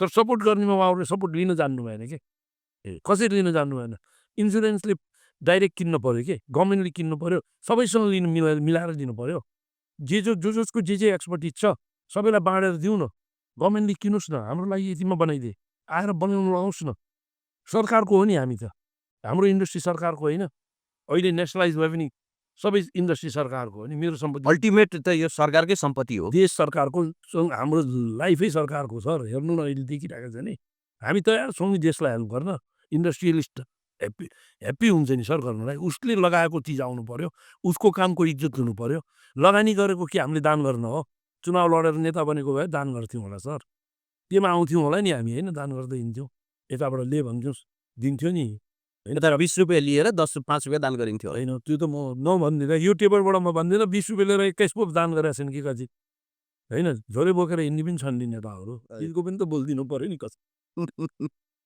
होइन भनेको आजको औषधि मैले भनेको गभर्मेन्टले हेल्प गरिदिनु पर्यो भनेको मतलब देशले हेल्प गर्नु के गर्नु पर्यो त जस्तो आर्मीले औषधि किन्ने जति सबै नेपाली इन्डस्ट्रीसँग लिनु पर्यो क्वालिटीवालासँग गएर सानोलाई पनि क्वालिटी छैन भन्नुहुन्न फेरि उनीहरूसँग पनि गएर परामर्श गरेर बसेर डिस्कस गरेर सबैको मिलाएर किनिदिउँ न एसियनको कम किने मलाई ठुलो कुरा लागेन तर मलाई पनि बढी किन भन्छु नि म त पछि गएर सबैसँग मिलाएर किन्यो भने हाम्रो किन सकिँदैन सर हजुर त्यो गर्न सक्नु पर्यो नि त मेरो भनाइ सरकारले किन्ने ठाउँमा पनि किनेर सरकारले दियोस् न सरकारले किन्नेमा म्यानेजमेन्ट गर्न नसकेपछि अब पसललाई किन भनेर दियो भनेर त भएन नि होइन टेन्डर हालेर किनेर त्यो त्यो त्यो त्यसमा मलाई यो बोल्दाखेरि कतिले अहिले गाली गरिसक्यो होला सुन्नेले भोलि बिहान होइन यो सुन्यो भने तर मैले भन्नु खोजेको देश बनाउनलाई केही गाली खानु पऱ्यो खाउँला यो चिजमा चाहिँ खाउँला अरू चिजमा गएर खान छैन मलाई गाली यता भनेर गाली खान छैन यो चिजमा चाहिँ फरक पर्दैन किन देशले हेल्प गरेन भने हुँदैन के अब यहाँ बाहिरको औषधिलाई कन्ट्रोल गर्नु भने पनि विदेशीलाई रोक्यो भन्छ होइन त्यो विदेशीको रोक्नु भनेर मैले भन्दिनँ नेपालको बढी चलाभन्दा विदेशीको रोकिन्छ भने त तपाईँले गएर रेस्टुरेन्टमा खाने घरमा श्रीमतीले खाना पकाएको छ भने बगलमा रेस्टुरेन्टमा गएर खाने घरको खाना परेन पहिला अनि घरको खाना कि त राखेर फाल्न सक्ने दम हुनु पऱ्यो तपाईँको सधैँ फाल्न सक्नुहुन्छ खाना फालिरहेछ नेपाली इन्डस्ट्रीहरूको बनाएको चिजहरू सक्सेस हुन सकेका छैनन् फेल भइरहेछन् तपाईँहरूको डाटामा देखाउँदाखेरि हामी बिक्री बढाएको छौँ भनेछ बिक्री कसको बढाएको छ 5-7वटा कम्पनीको 8वटाको कम्पनीको बढेको मात्रै त देश त इन्डस्ट्री त चम्केन नि त होइन फेरि हामीले कमायौँ भन्ने एउटा यस्तो मानसिकता छ हाम्रो गरिब मानसिकता भयो क्या देशको इन्डस्ट्री के त व्यापार नगर्ने व्यापार गर्न नेपालमा पाइन्न भनिदिनु पर्यो होइन के अरे किम यान लुन के अरे उहाँ नर्थ कोरिया किम जोङ उन उहाँले चाहिँ चाहिँदैन म दिन्छु भन्नु पऱ्यो दिनु पऱ्यो सबै होइन हामी गर्दै गर्दैनौँ व्यापार खान्छौँ बस्छौँ व्यापार गर्ने भने जस्तो नाफा खानै नेपाल दिनु बस्यो नि हामी होइन व्यापारीले के अरे कहाँबाट कमाइ हुन्छ भन्ने सोचेर कमाइ गर्छ भने त्यसमा किन अर्काको आँखी उसले गलत तरिकाले पो कमाउनु भएन ओभर नाफा पो गर्नु भएन अब बजारमा हल्ला 80% नाफा छ नाफा त्यति होइन नि त्यो चाहिँ मलाई वर्डै आएन अहिले एउटा जस्तो मैले अस्ति नै भन्ने गरेको थिएँ जापानले विदेशबाट सारा स्क्रैप ल्यायो होइन ल्याएर गाडी बनायो होइन स्क्रैपको मूल हेरेर तँले यदि स्क्रैप ल्याएछस् यत्रो लाखौँको गाडी बेच्छस् यत्रो मार्जिन खाइस् भनेर हुन्छ त्यही भन्ने भइरहेछ नि त यहाँ के भन्छन् सबैले यतिको 1 रुपियाँको ल्याएर 16 रुपियाँको बेचेछस् भनेर मन्त्रीले नै भने नि 7 गुणा बढी तपाईँ कमाउनु मैले मन्त्रीको नाम होइन नाम नलिकन एकजना मन्त्री होइन धेरै विद्वानहरूले भनेका छन् यो चिज बुझेकाले पनि भन्छन् र कटक्क हुन्छ कि व्यापारीहरूलाई अनि व्यापारीहरू भाग्न खोज्छन् कि व्यापार गर्न खोज्दैनन् अनि तिम्रो सरकारले कानुन नियम राम्रो बनाइदेऊ न अनि कुन कुन कुन व्यापारीले गलत गर्छ यहाँ अनि जातभात फल्ना भनेर गाली गर्नुपर्छ र देशलाई होइन गरिरहेछन् नि दसौँ मलाई हजारौँलाई काम दिएको छ नि इन्डस्ट्रीले दिएको छ मलाई एउटा रोचक लागेको वा दुःख लागेको अनौठो लागेको भनौँ यहाँ मेरो यो पडकास्टमा आउने सबै औषधि उद्योगीहरूले आजको राज्यको नीति चाहिँ उद्योग मैत्री छैन उद्योगी मैत्री छैन व्यवसायी मैत्री छैन पैसा कमाउने मान्छेहरूलाई यो व्यवस्थाले गलत नजरले देखिन्छ कालोबजारीका नजरले हेरिन्छ भन्नुहुन्छ यसमा तपाईँहरूले अहिलेसम्म सरकारलाई वा राज्यमा आउने मान्छेहरूलाई वा राज्यको नीति नियमलाई सुधार्नलाई वा त्यसमा के प्रयास गर्नु भएन कि असफल हो एउटै वर्ड छ यसलाई भन्यो सुत्या मान्छेलाई पो उठाउन सकिन्छ सर सुतेको एक्टिङ गर्नेलाई कसरी उठाउने सुतेको मान्छे छ किन यस्तो रहेछ हाम्रो यो तपाईँले यही समाजले मान्छे हो नि हामीले मैले अघि नै भने नि मानसिकता नै हाम्रो गरिब मानसिकता भयो गरिब मानसिकताबाट माथि उठ्नु भनेको आफू नि गरिब रहेन आफू पनि गरिब छ अरूलाई पनि गरिब बनाउने महादेवको कथा दोहोऱ्याउँछ यहाँ लाभ होला तपाईँको दोहोऱ्याइदिउँ म 2 दाजुभाइले अंशबन्डा गरेपछि म सर्टकटमा दोहोऱ्याइदिएँ सबैले बुझिहाल्छ 2 दाजुभाइ छुट्याइदिएछन् बाउले बाउ मरेर गए एउटा भाइले चाहिँ नि मेहनत गरेर मजाले तरकारी खेती गरेर गाई पालेर दुध बेचेर कमाएछ अर्कोतिर डाँडा कोवारी पारी बाँडेछ झगडा पर्ला भनेर यताको चाहिँ नि खाने मस्तले राजनीति गर्ने राजनीति भनेर यो राजनीति है त्यहीँ गाई हल्ला गर्ने नचाहिने कुरा गर्ने उसले हेरेको रिस गरेर त्यसको त्यो गलत औषधि हो भन्ने के अरे गलत तरकारी रोपेछ भन्ने यहाँ त्यहाँ हल्ला गर्दा गर्दा ऊ चाहिँ नि खतम भएछ श्रीमती चाहिँ नि सोचिरहेको थियो उसले चाहिँ महादेवको पूजा गरेर मेरो बुढालाई सही बनाइदिनुहोस् महादेवजी भनेर गर्दा गर्दा यति तपस्या गरे चाहिँ उसको चाहिँ नि बुढाबुढी नै मेहनती यहाँ बुढी चाहिँ ठिकै गर्दा गर्दा महादेवै आएछन् कि ल भएन यसलाई त भयो पऱ्यो गएछन् त्यहाँबाट यसले प्रभु आउनुभयो मैले तपाईँलाई कति सम्झेको थिएँ भने चाहिँ उसले एक दिन सम्झेको थिएन बुढीले सम्झेर आयो त्यहाँबाट उल्टै के भनेछ भने त्यहाँबाट प्रभु के चाहियो ल भन तिमीलाई म दिन्छु भनेको त्यो देख्नु भएको छ मेरो दाइको हो मेरो बाबुले बराबर दिएको थिएँ त्यसको त्यत्रो मेरो यस्तो त्यसलाई पनि यस्तै बनाइदिनुहोस् म जस्तै भन्थ्यो अरे के मलाई मलाई दाइ जस्तो बनाइ कहिल्यै भनेनन् मलाई दाइ जस्तो बनाउने चाहियो के देश त्यही हो सर्टकटमा भनेको हाम्रो चाहिँ यहाँको समाजको प्रशिक्षणै धेरै गरिबलाई धनी बन्न सिकाइएन कि गरिबलाई धनीप्रति घृणा गर्यो यो सबैलाई भन्न खोजे आएको मैले यो यस्तोले थोरै रोग लाग्न त सानो चिजले बिग्रिन्छ नि थोरै होलान् यो सोच्ने थोरै होलान् तर पनि रोग लागेको छ कि यसलाई रोगलाई मेटाउन देशले जरुरी छ त अब 1 2 3 भनेर जस्तो तपाईँ फर्माको यो एपोनको पनि तपाईँ धेरै एक्जिक्युटिभ कमिटीमा बसेर काम गर्नुभयो अध्यक्ष हुनुभयो अब तपाईँ एउटा सफल उद्यमी पनि हुनुभयो मेडिकल सन्दर्भमा। अब के गर्ने त के अब गर्ने के किन म भनौँ हामी यो कोट लाछौँ सर्ट लाछौँ कैँको त डिजाइन हो नि यो मैले उत्पादन नेपालले गरे त होइन होइन कैँको ल्याएर कपी गरे हो नि यस्ता चिजहरू पनि त संसार बनेका देश छन् नि त त्यहाँको कपी ल्याउन 1 2 दिनमा मैले यो गर भनेर त सुध्रिन्न तर छ नि त सिस्टम हामीले त्यो भन्दा छौँ नि त बङ्गलादेशले आज औषधिमा फड्को मारेछ 120वटा देशमा एक्सपोर्ट गरिरहेछ बङ्गलादेशले कसरी गरेछ हामीले कपी गर्न सक्दैनौँ हामीले रोड बनाउँदा त कहाँको एस्बेस्टर राम्रो छ भनेर ल्याएर हाल्छौँ सिमेन्ट बनाउँदा कहाँको राम्रो छ भनेर हाल्छौँ देशको नीति बनाउनलाई बाहिरको सिस्टम ल्याउन सक्दैनौँ सानो हुन्छौँ हामी भारत त्यत्रो डेभलप गरेछ औषधिमा त्यसको ल्याउन सक्दैनौँ हामीले आइडियाहरू कपी गर्न सक्दैनौँ पढेर आउनेले त ल्याउने हो नि त तिमीले अझ बढी पढेर ल्याए नि त हामीभन्दा पहिला त ल्याउनु त हामीले ब्रिटिसले सिकाएको उनीहरूले गरे होला तर गरे नि त आज कहाँ पुगिसक्यो त्यो सिकेर गर्ने अवसर त हामीलाई छ हामीलाई पनि छ किन नसिक्ने मसँग तपाईँले सोध्दै हुनुहुन्छ के होला 1 2 3 म कहाँको त्यति विद्वान हो र म पनि त्यही सिकेर तिरेकै दिएर आयो होला नि कसैको ल्यायो होला नि भने मसँग किन लिने मूलमै जाउँ न मूलै ल्याउँ न होइन बिचकोलाई किन म जस्तो 60जना इन्डस्ट्रीलाई सोध्नुभयो भने पनि सिस्टम नराम्रो छ न भन्न जानेछौँ हामीले गर्दिन जान त हामीले आफै काम गरेका छौँ नि त गरिरहेको छौँ नि हामीले होइन अस्ति एकजना उद्योगीले त के भन्नुभयो भने यो नेपालमा अहिले उद्योग गर्नु भनेको चाहिँ बाबुबाजेले गरेको चाहिँ अब पाप कर्मको पो परिणाम हो कि क्या हो त्यो पर्ने पनि छ कसैलाई हो त्यति धेरै पीडा पीडा भएछ त्यो भन्नुभयो एबे पोडकास्टले भन्नुभएको छ ए भन्नुभयो म पनि चाहिँ हेर्नु भन्ला हाम्रो साथीहरूलाई त्यतिसम्म पीडा परेको छ ल भन्नु त अनि उद्योगी देशमा उद्योगी यति पीडामा भएर त्यो देशले रूपान्तरण म एउटा कुरा भन्छु ब्याङ्क खुले नेपालमा यतिवटा भन्दा बढी चाहिन्न भनेर लाइसेन्स रोक्यो फेरि अर्को राजनीतिक ग्रुप आयो फेरि त्यहाँ चलखेलको लागि पैसा कमाउनुको लागि फेरि लाइसेन्स दियो भन्ने पेपरमा मैले पढाएको छु म पनि अब डिप्लोमेटिक बोल्न थाल्यो कि मैले पेपरमा पढाएको छु है सर मैले भने होइन पेपरमा पढाएको छु के हो डिप्लोमेट हुनै पर्यो न गाह्रो छ कुन चाहिँ ल्याएर भोलि लक्ष्य आउनु होइन अब अब भनेपछि त्यो चिजलाई रोक्नु पर्यो नि त होइन हाम्रो किन अब नगर गरम भन्यो भने देश मलाई लाग्छ यति सानो देश छ राम्रो हुन्छ क्या यहाँ जो आए पनि यहाँ विकृति नै देखिने किन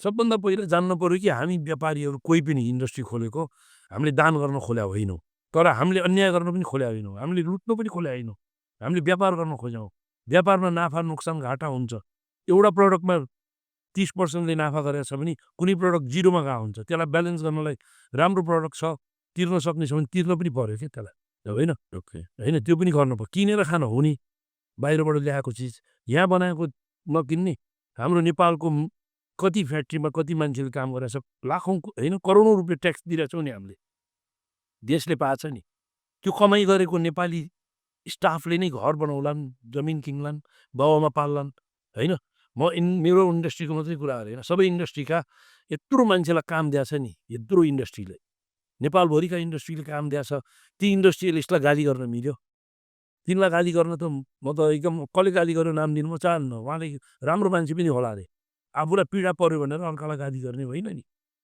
बरु तिनीहरूलाई नियम यस्तो कानुन बनाइदिनु पर्यो कि उनीहरूले समाज सेवा पनि गरून् राम्रो काम पनि गरून् अनि देशलाई पनि नाफा पनि गरून् अनि अगाडि बढुन् भन्न पर्यो नि त नाफा नगरी कसरी अर्को फ्याक्ट्री खोल्छ घरबाट सधैँ हालिराख्छ र सर हाल्दैन नि मेसिनहरू कति खर्च छ औषधि फ्याक्ट्री खोल्नलाई साथीहरूले भन्दाखेरि आफ्नो हिसाबले भनेका छन् म आफै म बसेको हिसाबले अहिले हामीले फ्याक्ट्रीमा थपौँ भन्दाखेरि 1 अरबभन्दा बढी लाग्छ थप्नलाई मात्रै।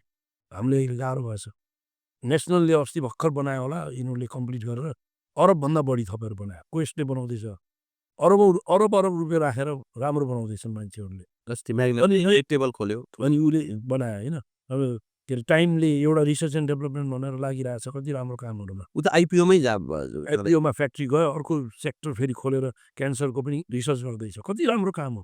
उसले उसले करोडौँ रुपियाँ नलागिकन गर्न सक्छ। अनि त्यो करोडौँलाई खै त प्रोटेक्सन। तेरो बुद्धिले गरे जस्तो अमर भनेर त छोडिदिनु त भएन नि त। भनेपछि अहिलेको हाम्रो नेसनलको व्यवहार भनेको चाहिँ त्यही हो। गुरु नै भएन क्या कोही पनि। सबै चेलै चेला भए। अब सबै त्यो आफै जानेछु भन्ने चेला भयो कि।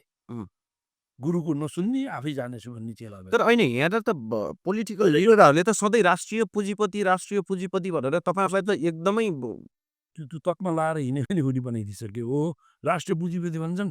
बरु राष्ट्रिय पुँजीपति एकचोटि केही ग्रुपले भनेको थिए चन्दा लिन आउने ग्रुपले तपाईँहरू राष्ट्रिय उद्योगपति हो तपाईँहरूलाई अप्ठ्यारो पार्दैनौँ। तपाईँहरूले जबसम्म देश र जनतालाई राम्रो गर्नुहुन्छ भने र छोएनन् पनि कतिलाई फ्रेङ्कली भनिदिन्छु म। त्यो त तपाईँलाई नै पनि त मैले कता सुनेँ। अब तपाईँ आफै पनि मेरो कहानी नभनौ। हजुर छोएनन् उनीहरूले। सिधै गएर के भने तिम्रो राष्ट्रिय उद्योगपति हौ तिमीहरूले राम्रो काम गरेसम्म हामी केही गर्दैनौँ। गलत काम नगर्नु भने अब उनीहरूको नजरमा पनि केही राम्रो पनि गलत भएर अप्ठ्यारो परे पनि केसहरू छन्। अहिले त त्यहीबाट आएको राष्ट्रिय पुँजीपति भन्ने त्यो नाम चाहिँ छ सर। तर कहाँ छ राष्ट्रिय उद्योगपति। अहिले कसरी भनिन्छ व्यापारीलाई चाहे त्यो नेपाली के अरे इन्डस्ट्री होस् चाहे विदेशीले लगानी गरेका इन्डस्ट्री हुन् जे भए पनि नेपालमा भएका इन्डस्ट्री हुन् ट्याक्स यहीँ तिर्छ। मान्छेले यहीँकोले काम गर्छ।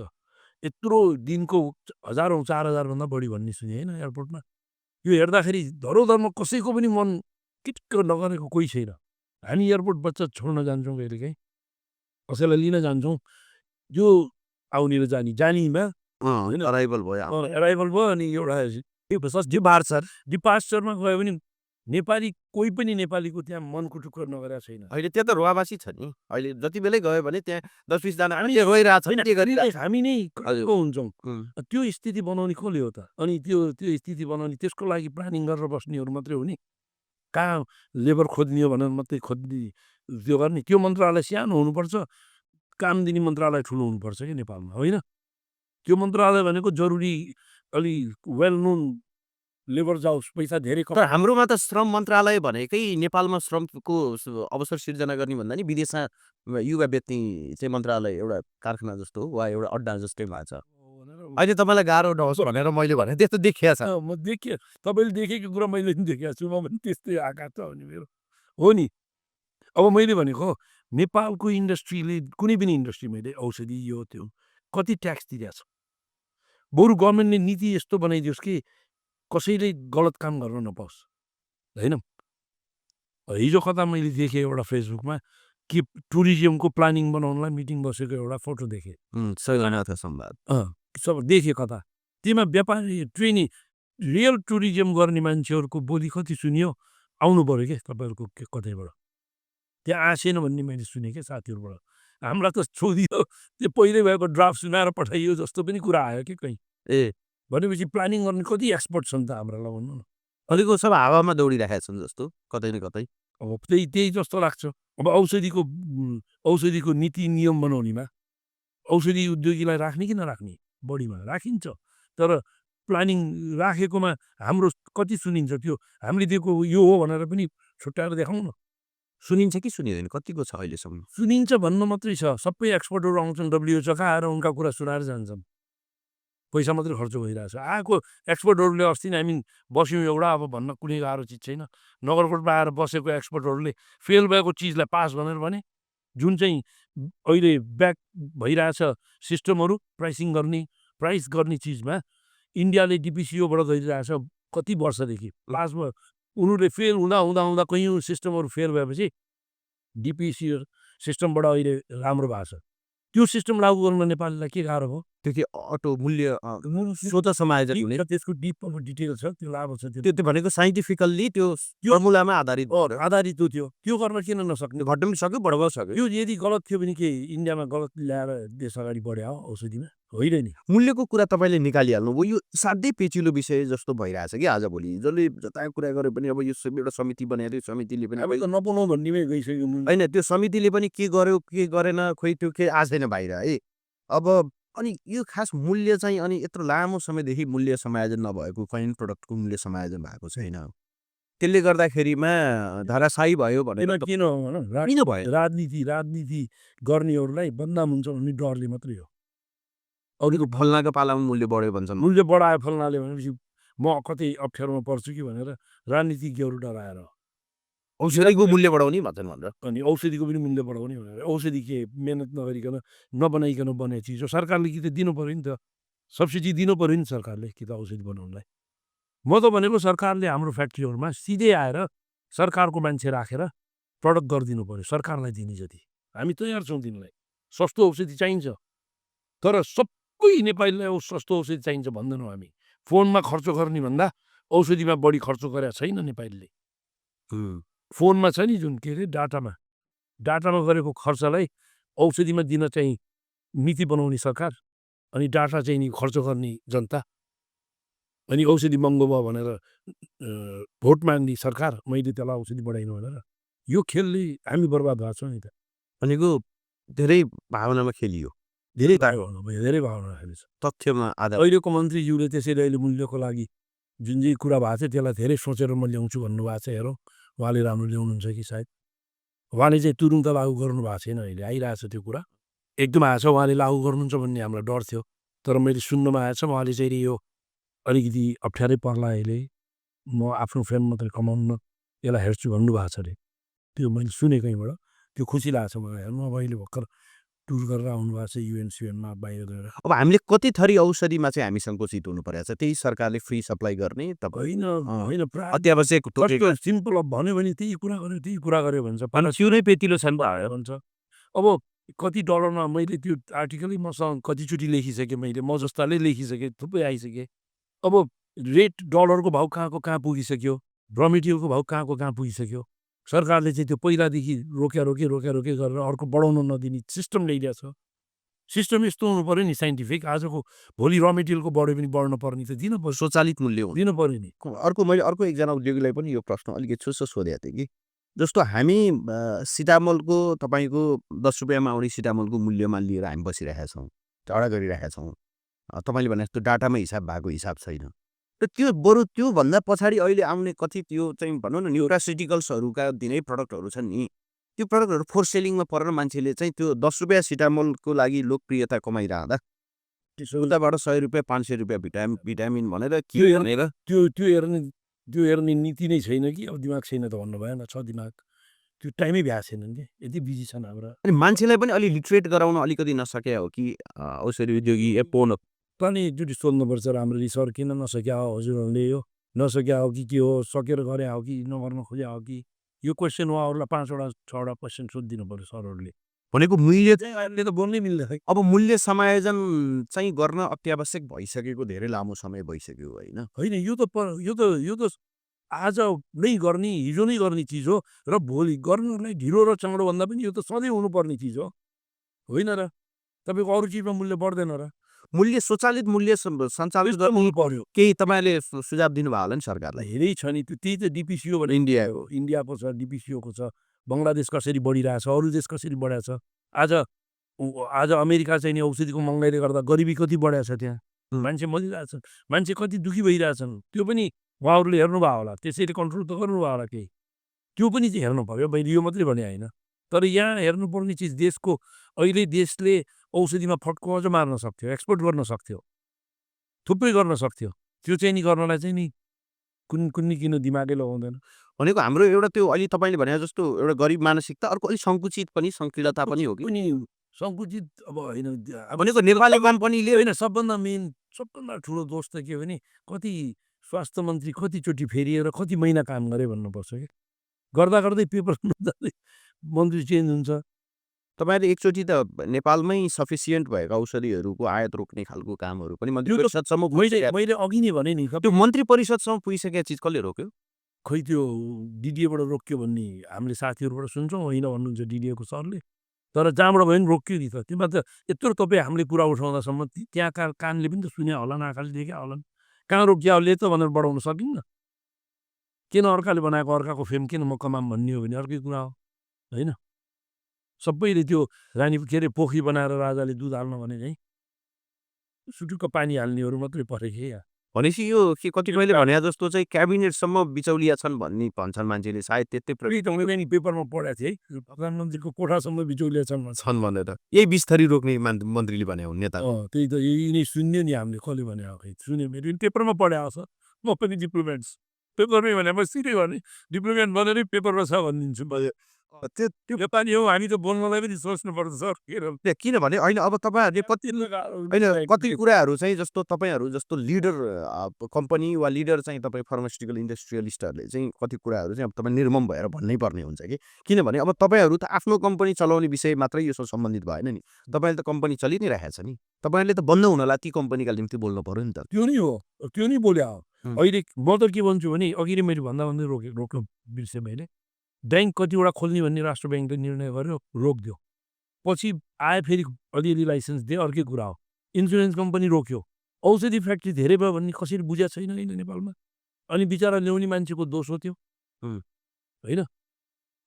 ल्याउन लाने रोकिदियो भने त आउनेहरू 5 जना मिलेर एउटा ठुलो कम्पनी खोल्छ नि, अनि पो कम्पिटिसन राम्रो हुन्छ, क्वालिटीको औषधि आउँछ, देश बन्छ। हामीले नआओस् औषधि भने होइन। अहिले औषधि कम्पनी आउनेलाई इन्टरभ्यू लिनुभयो भने, नयाँ औषधि कम्पनीलाई लिनुभयो भने उहाँहरूको कति लगानी छ भन्नुहुन्छ? 60-70 करोड 80 करोडभन्दा बढीको छैन होला लगानी। कतिको बढी होला है, मैले अरूलाई चौन खोजे होइन। 60-70 करोड कम्पनी खोलेर औषधि कम्पनी खोल्यो भने त्यो डुब्यो, गयो। वर्किङ क्यापिटलले पुग्दैन भोलि, मेसिनहरू नै किन्न पुग्दैन। 5 वर्षलाई एचपिएलसी मेसिनै तपाईँका कैयौँ मेसिनहरू छन् जुन तिनीहरू मेसिनहरू किन्नलाई नै पैसा पुग्दैन। एउटा मेसिनको तपाईँको 70-80 लाख रुपियाँ पर्छ। एउटा प्रडक्टलाई एउटा मेसिन राख्ने कम्पनी आइसक्यौँ हामी यहाँ कैयौँ, होइन? आज 20-25 वटा 30 वटा 50 वटा एचपिएलसी मेसिन छ। 50 करोड रुपियाँ त सिर्फ त्यो एउटा केमिकल टेस्ट गर्ने सिम्पल एउटा चिज मेसिनको छ। अरू ल्याबको कुरै छोड्नुहोस्, हेर्नु पऱ्यो त्यो चिजहरू। त्यो चिजहरू हेर्नु पऱ्यो, मन्त्रीज्यूहरूले सबै गरेर हेर्नु पऱ्यो र फ्याक्ट्री खोल्नलाई मिनिमम बजेट यति नभए हुँदैन भन्नु पऱ्यो। इन्सुरेन्स कम्पनीले यतिभन्दा बढी राखेन बजेट भने भोलि डुब्छ, तिर्न सक्दैन पैसा भन्ने छ नि त। अनि बजेट के अरे पुँजी बढाइदिएको छ नि त, होइन? भनेपछि औषधि कम्पनीले पनि यतिभन्दा कम राख्यो भने औषधि कम चलाउला, भोलि कम औषधि आउला, ऊ टिक्न सक्दैन, नटिकेपछि ऊ अप्ठ्यारोमा पर्छ, डुब्छ। कमसर औषधि त नल्याउला, 5 वटा मात्रै पनि ल्याइदेला हुँदैन राम्रो औषधि। तर भोलि बाध्य भयो भने के हुन्छ? ऊ बाध्य भयो भने त उसले पनि त राम्रो ठाउँमा गएर सबै चिज गर्न सक्दैन नि। त्यसैले उसले चल्नलाई यति चाहिन्छ भन्नु पऱ्यो नि। अब औषधि बेच्ने जमानाको कानुन थियो, त्यही कानुनलाई अलिअलि परिमार्जित गरेर औषधि इन्डस्ट्री चलाइरहेको छ नेपालले। त्यो सबभन्दा मुख्य कुरा मैले अहिले हो। औषधि ऐन 2035 को कुरा हो। त्यो चिज त औषधि नेपालमा नबन्दा बाहिरको बेच्दाखेरिको कानुन नियम सिस्टम हो नि त। अहिले त यहाँ बनाउने कम्पनी नै आज 80 वटा 50 100 वटा कम्पनी भइसके भने कानुनमा त्यसैलाई हेरेर बनाउनु पर्दैन। आज औषधि ऐनको मस्यौदामा तपाईँहरूले हुन त एप्पलको अस्ति कतिले छलफल पनि गर्नुभएछ चितवन पुगेर। यसमा तपाईँहरूले दिएको एकदम मेजर 1-2वटा सुझाव सम्झिन पर्ने खालका चिजहरू छन्। अहिले मैले भन्दाखेरि अप्ठ्यारो हुन्छ, उपयुक्त नहुन सक्छ। ठिक छ, हामी त्यसो भने तपाईँलाई पेपरैबाट होइन ठिक छ, हामी अब कस्तो भने मसँग 1-2वटा प्रश्न भन्दा छैनन्, हामी बिस्तारै टुङ्ग्याउनेतिर जानुपर्छ। जस्तो मैले अर्को प्रश्न तपाईँलाई सोध्न खोजेको चाहिँ के हो भने, तपाईँ एउटा चाहिँ लिडिङ इन्डस्ट्रीको इन्डस्ट्रियलिस्ट भएका हिसाबले आज धेरै मान्छेले के भन्ने गरेका छन्, औषधि कम्पनीका मान्छेहरूले भनेदेखि चाहिँ अब चाहिँ हामीले यो औषधिको भनौँ न 2-4 वटा 5-7 वटा जति चले अब चाहिँ एउटा धेरै गाह्रो छ एउटा नयाँ कम्पनीहरू सस्टेन गर्नु, जुन तपाईँले पनि अघि भनिहाल्नु हो। अब यो अवस्थालाई सुधार गर्ने कुरा एउटा र अनि आजको अब बदलिँदो परिवेशमा नेपाली कम्पनीहरूले चाहिँ अलिकति विश्वमा नै भनौँ एक्सपोर्ट गर्न सक्ने गरी जानका लागि अब के गर्नुपर्छ क्या यो गभर्मेन्ट? अलिकति तपाईँले अब आरोप प्रत्यारोप त भयो, अलि 1-2वटा सुझाव पनि दिनुभयो। होइन भनेको गभर्मेन्ट सेक्टरका मान्छेले आउँदा पनि प्राइभेटलाई कतिपय अवस्थामा भनिदिइराखे हुने, होइन? एप्पलका मान्छेले पनि कतिपय गभर्मेन्टलाई देखाइदिइरहेको हुने भनेको अब यो बिचमा बसेर हामीले तत्कालै गर्न सक्ने ऱ्यासनल कामहरू के हुन सक्छन्? अब यो चाहिँ बसेर डिपिसिओको एउटा चिजलाई ल्याउँ इन्डियाको त्यो एउटा प्राइसिङमा, त्यसले पनि कम्पनीहरूलाई केही सपोर्ट हुन्छ होइन। किनभने अब गभर्मेन्टलाई जुन सप्लाई गर्नुपर्छ गरिब जनतालाई दिने औषधिलाई सरकारले नेपाली कम्पनीहरूसँग मिलेर प्रडक्ट गरोस् सस्तोमै, मिलेर सस्तोमा प्रडक्ट गरोस्। यो भन्दाखेरि बिक्री गर्ने साथीहरूलाई हाम्रो बिक्री नै रोकिएला भन्नुहुन्छ, त्यो होइन, त्यो नसोच्नु, उहाँहरूले नसोच्नु होला। तपाईँहरूले बेच्ने थुप्रै प्रडक्ट छ, देशले सस्तोमा दिनेले गर्दाखेरि भद्रगोलले गर्दा तपाईँहरूको पनि बिजनेस बिग्रिएको छ। अहिले अहिले अहिले तपाईँको बजार विकृति भएको, पैसा डुबेको, उहाँहरू आफै डुब्नु भएको, स्टकिस्टहरू डुब्नु भएको छ, रिटेलरहरूले पैसा बजारमा उठाउन सकेका छैनन्। रिटेलरले त क्यास नदिई बेच्दैन, राम्रो बिक्री हुनु सकेका छैन नि त। स्टकिस्टहरू पनि गाह्रो भएको छ स्टकिस्टहरूलाई। त्यो सबै चिज जान्छ क्या। त्यो भयो भने सरकारले नेपाली इन्डस्ट्रीबाट दिनु पर्यो। अब विदेशी औषधि रोग भनेर म भनेको वर्ड लिएकै छैन। तपाईँको घरको खाना भएसम्म तपाईँ घरकै खाना खानुहोस्, श्रीमतीसँग झगडा पर्छ भने डिभोर्ससम्म होला होइन। चाबी बुझाइदिन्छु भन्छन् नि कति कम्पनीले। त्यो हालत नआओस् देशमा, आउन सक्छ। चल्दै चलेन भने के हुन्छ? त्यो बिचरा कैयौँ इन्डस्ट्रीहरू त अहिले हामी नै अर्को इन्डस्ट्री एउटा बचाउँ भनेर किनेको थियौँ, त्यसलाई अगाडि बढाउनु खोज्यौँ, त्यो इन्डस्ट्री आखिर कोल्याप्स भयो, बन्द गरेर हामीले जोड्नै पर्यो। त्यहाँ पार्टनरहरूलाई जानुहोस् भनेर हात जोडेर पठाउनु पर्यो। लक्किली हामीले चाहिँ अलिकति राम्रो तपाईँहरूले किन्नुभयो युनिभर्सल तपाईँको नाम लिन मैले त लिनु खोजेको थिएँ, अनि मैले लिँदै भइले यही हुन्छ यही हुन्न, मैले बेच्दा फरक पर्दैन। सत्य कुरा त त्यही हो नि। म आफ्नो कुरा देखाइदिएर अरूको पनि त्यो दुःख होला भन्ने भन्न खोजेँ। भनेको तपाईँहरूले कुनै कम्पनी एक्वायर गरेर चलाउन खोज्दा पनि सक्नु भएन। गाह्रो भयो त्यो कम्पनीको, किनभने बजार त्यसरी विकृति भइसकेकोले गर्दाखेरि। विकृतिमा कुरा गर्न पाएको थिएन। अब विकृति हामी अन्तिममा छौँ। विकृति आज तपाईँहरूले जति भनौँ न प्रश्न उठाइरहनु भएको छ, जति औँला ठडाइरहनु भएको छ गभर्मेन्टलाई, हामीलाई सब्सिडाइज गरेन, हाम्रो चाहिँ मूल्य उचित मूल्य दिएन, आज गरिब मानसिकता भयो, यो सबै चिज भनिरहँदा तपाईँहरूले औषधिको बिक्री वितरणमा गरेका अस्वस्थ प्रतिस्पर्धा तपाईँहरूले सिर्जना गरेको, तपाईँहरू भनेको औषधि औषधिवालाले उद्योगीहरूले छ, त्यो विकृतिको जवाब चाहिँ कसले दिन्छ? विकृतिको जवाफ सिस्टमले। आज तपाईँले जसरी हाम्रो दुर्गा प्रसादजी कराउनुहुन्छ नि, त्यो कराउनु पर्ने नै हुन्थेन कि। सिस्टम राम्रो भएको भए ती व्यापारीले राम्ररी काम गर्थे, त्यो पनि आउँथेन। उहाँले त राम्रो काम गर्नेलाई पनि गाली गर्नुभयो भन्ने पेपरमा पढ्न पर्छ, मैले पढ्न पाएको छु होइन। उहाँलाई आफ्नो सारा चिज कोल्याप्स हुनु लागेपछि जे पनि बोल्दैन बिचरा बोल्नुभयो, उहाँ अहिले बिचरा अप्ठ्यारोमा पर्नुभयो।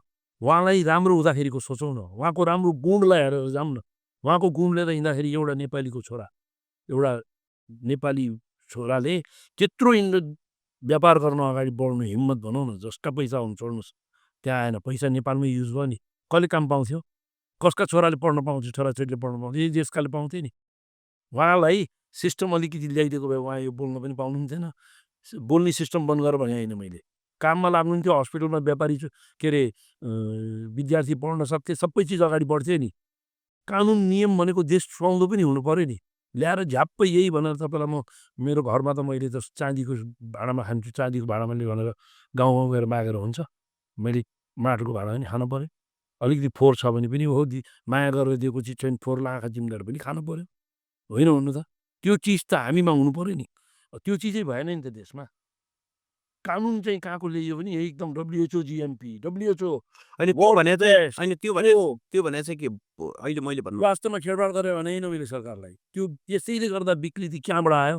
अब आउनु पर्यो, फ्याक्ट्री जताभावी आए, धेरै आए, अब त मेरो बिके छैन, बेच्नै पर्यो, प्लिज मेरो बेच्दै भयो त त्यो सड्नुभन्दा त बेचाउनु पर्यो नि त सर। हामीले त्यसरी दिएका छैनौँ गलत तरिकाले सबैले। तर त्यो औषधिलाई बजारमा बेच्नलाई त कहीँ डक्टरको कन्फरेन्स हुन्छ, खर्च नगरेर हुन्छ, डक्टरहरू जम्मा हुन्छन्, कुनै प्रडक्ट पनि लन्च भयो भने त्यो प्रडक्टको बारेमा थाहा हुँदैन धेरै डक्टरलाई नि। सिनियर डक्टरहरूले गएर क्लास लिन्छन्, CME प्रोग्रामहरू हुन्छ, त्यस्तोमा खर्च गर्नलाई हामीले गरेका छौँ। अब जहाँ पाए त्यही खर्च गरेर बोनस ढिलो बोनस पनि तपाईँले एकचोटि त सरकारले बनाउनु पऱ्यो नि। होइन, एकचोटि तपाईँहरू एप्पलले नै पनि 20% बढी नगर्ने भनेर चितवनमा हामीले कार्यान्वयन भयो। अरे आओ कार्यान्वयन कसले गरेन भन्नु न? 50% बढी त बाहिरको औषधि आएछ, सरकारले कसलाई रोक्ने पहिला? नेपालकोलाई रोक्ने पहिला? नयाँ औषधि दर्ता गर्न नेपालमा कति गाह्रो छ थाहा छ तपाईँलाई?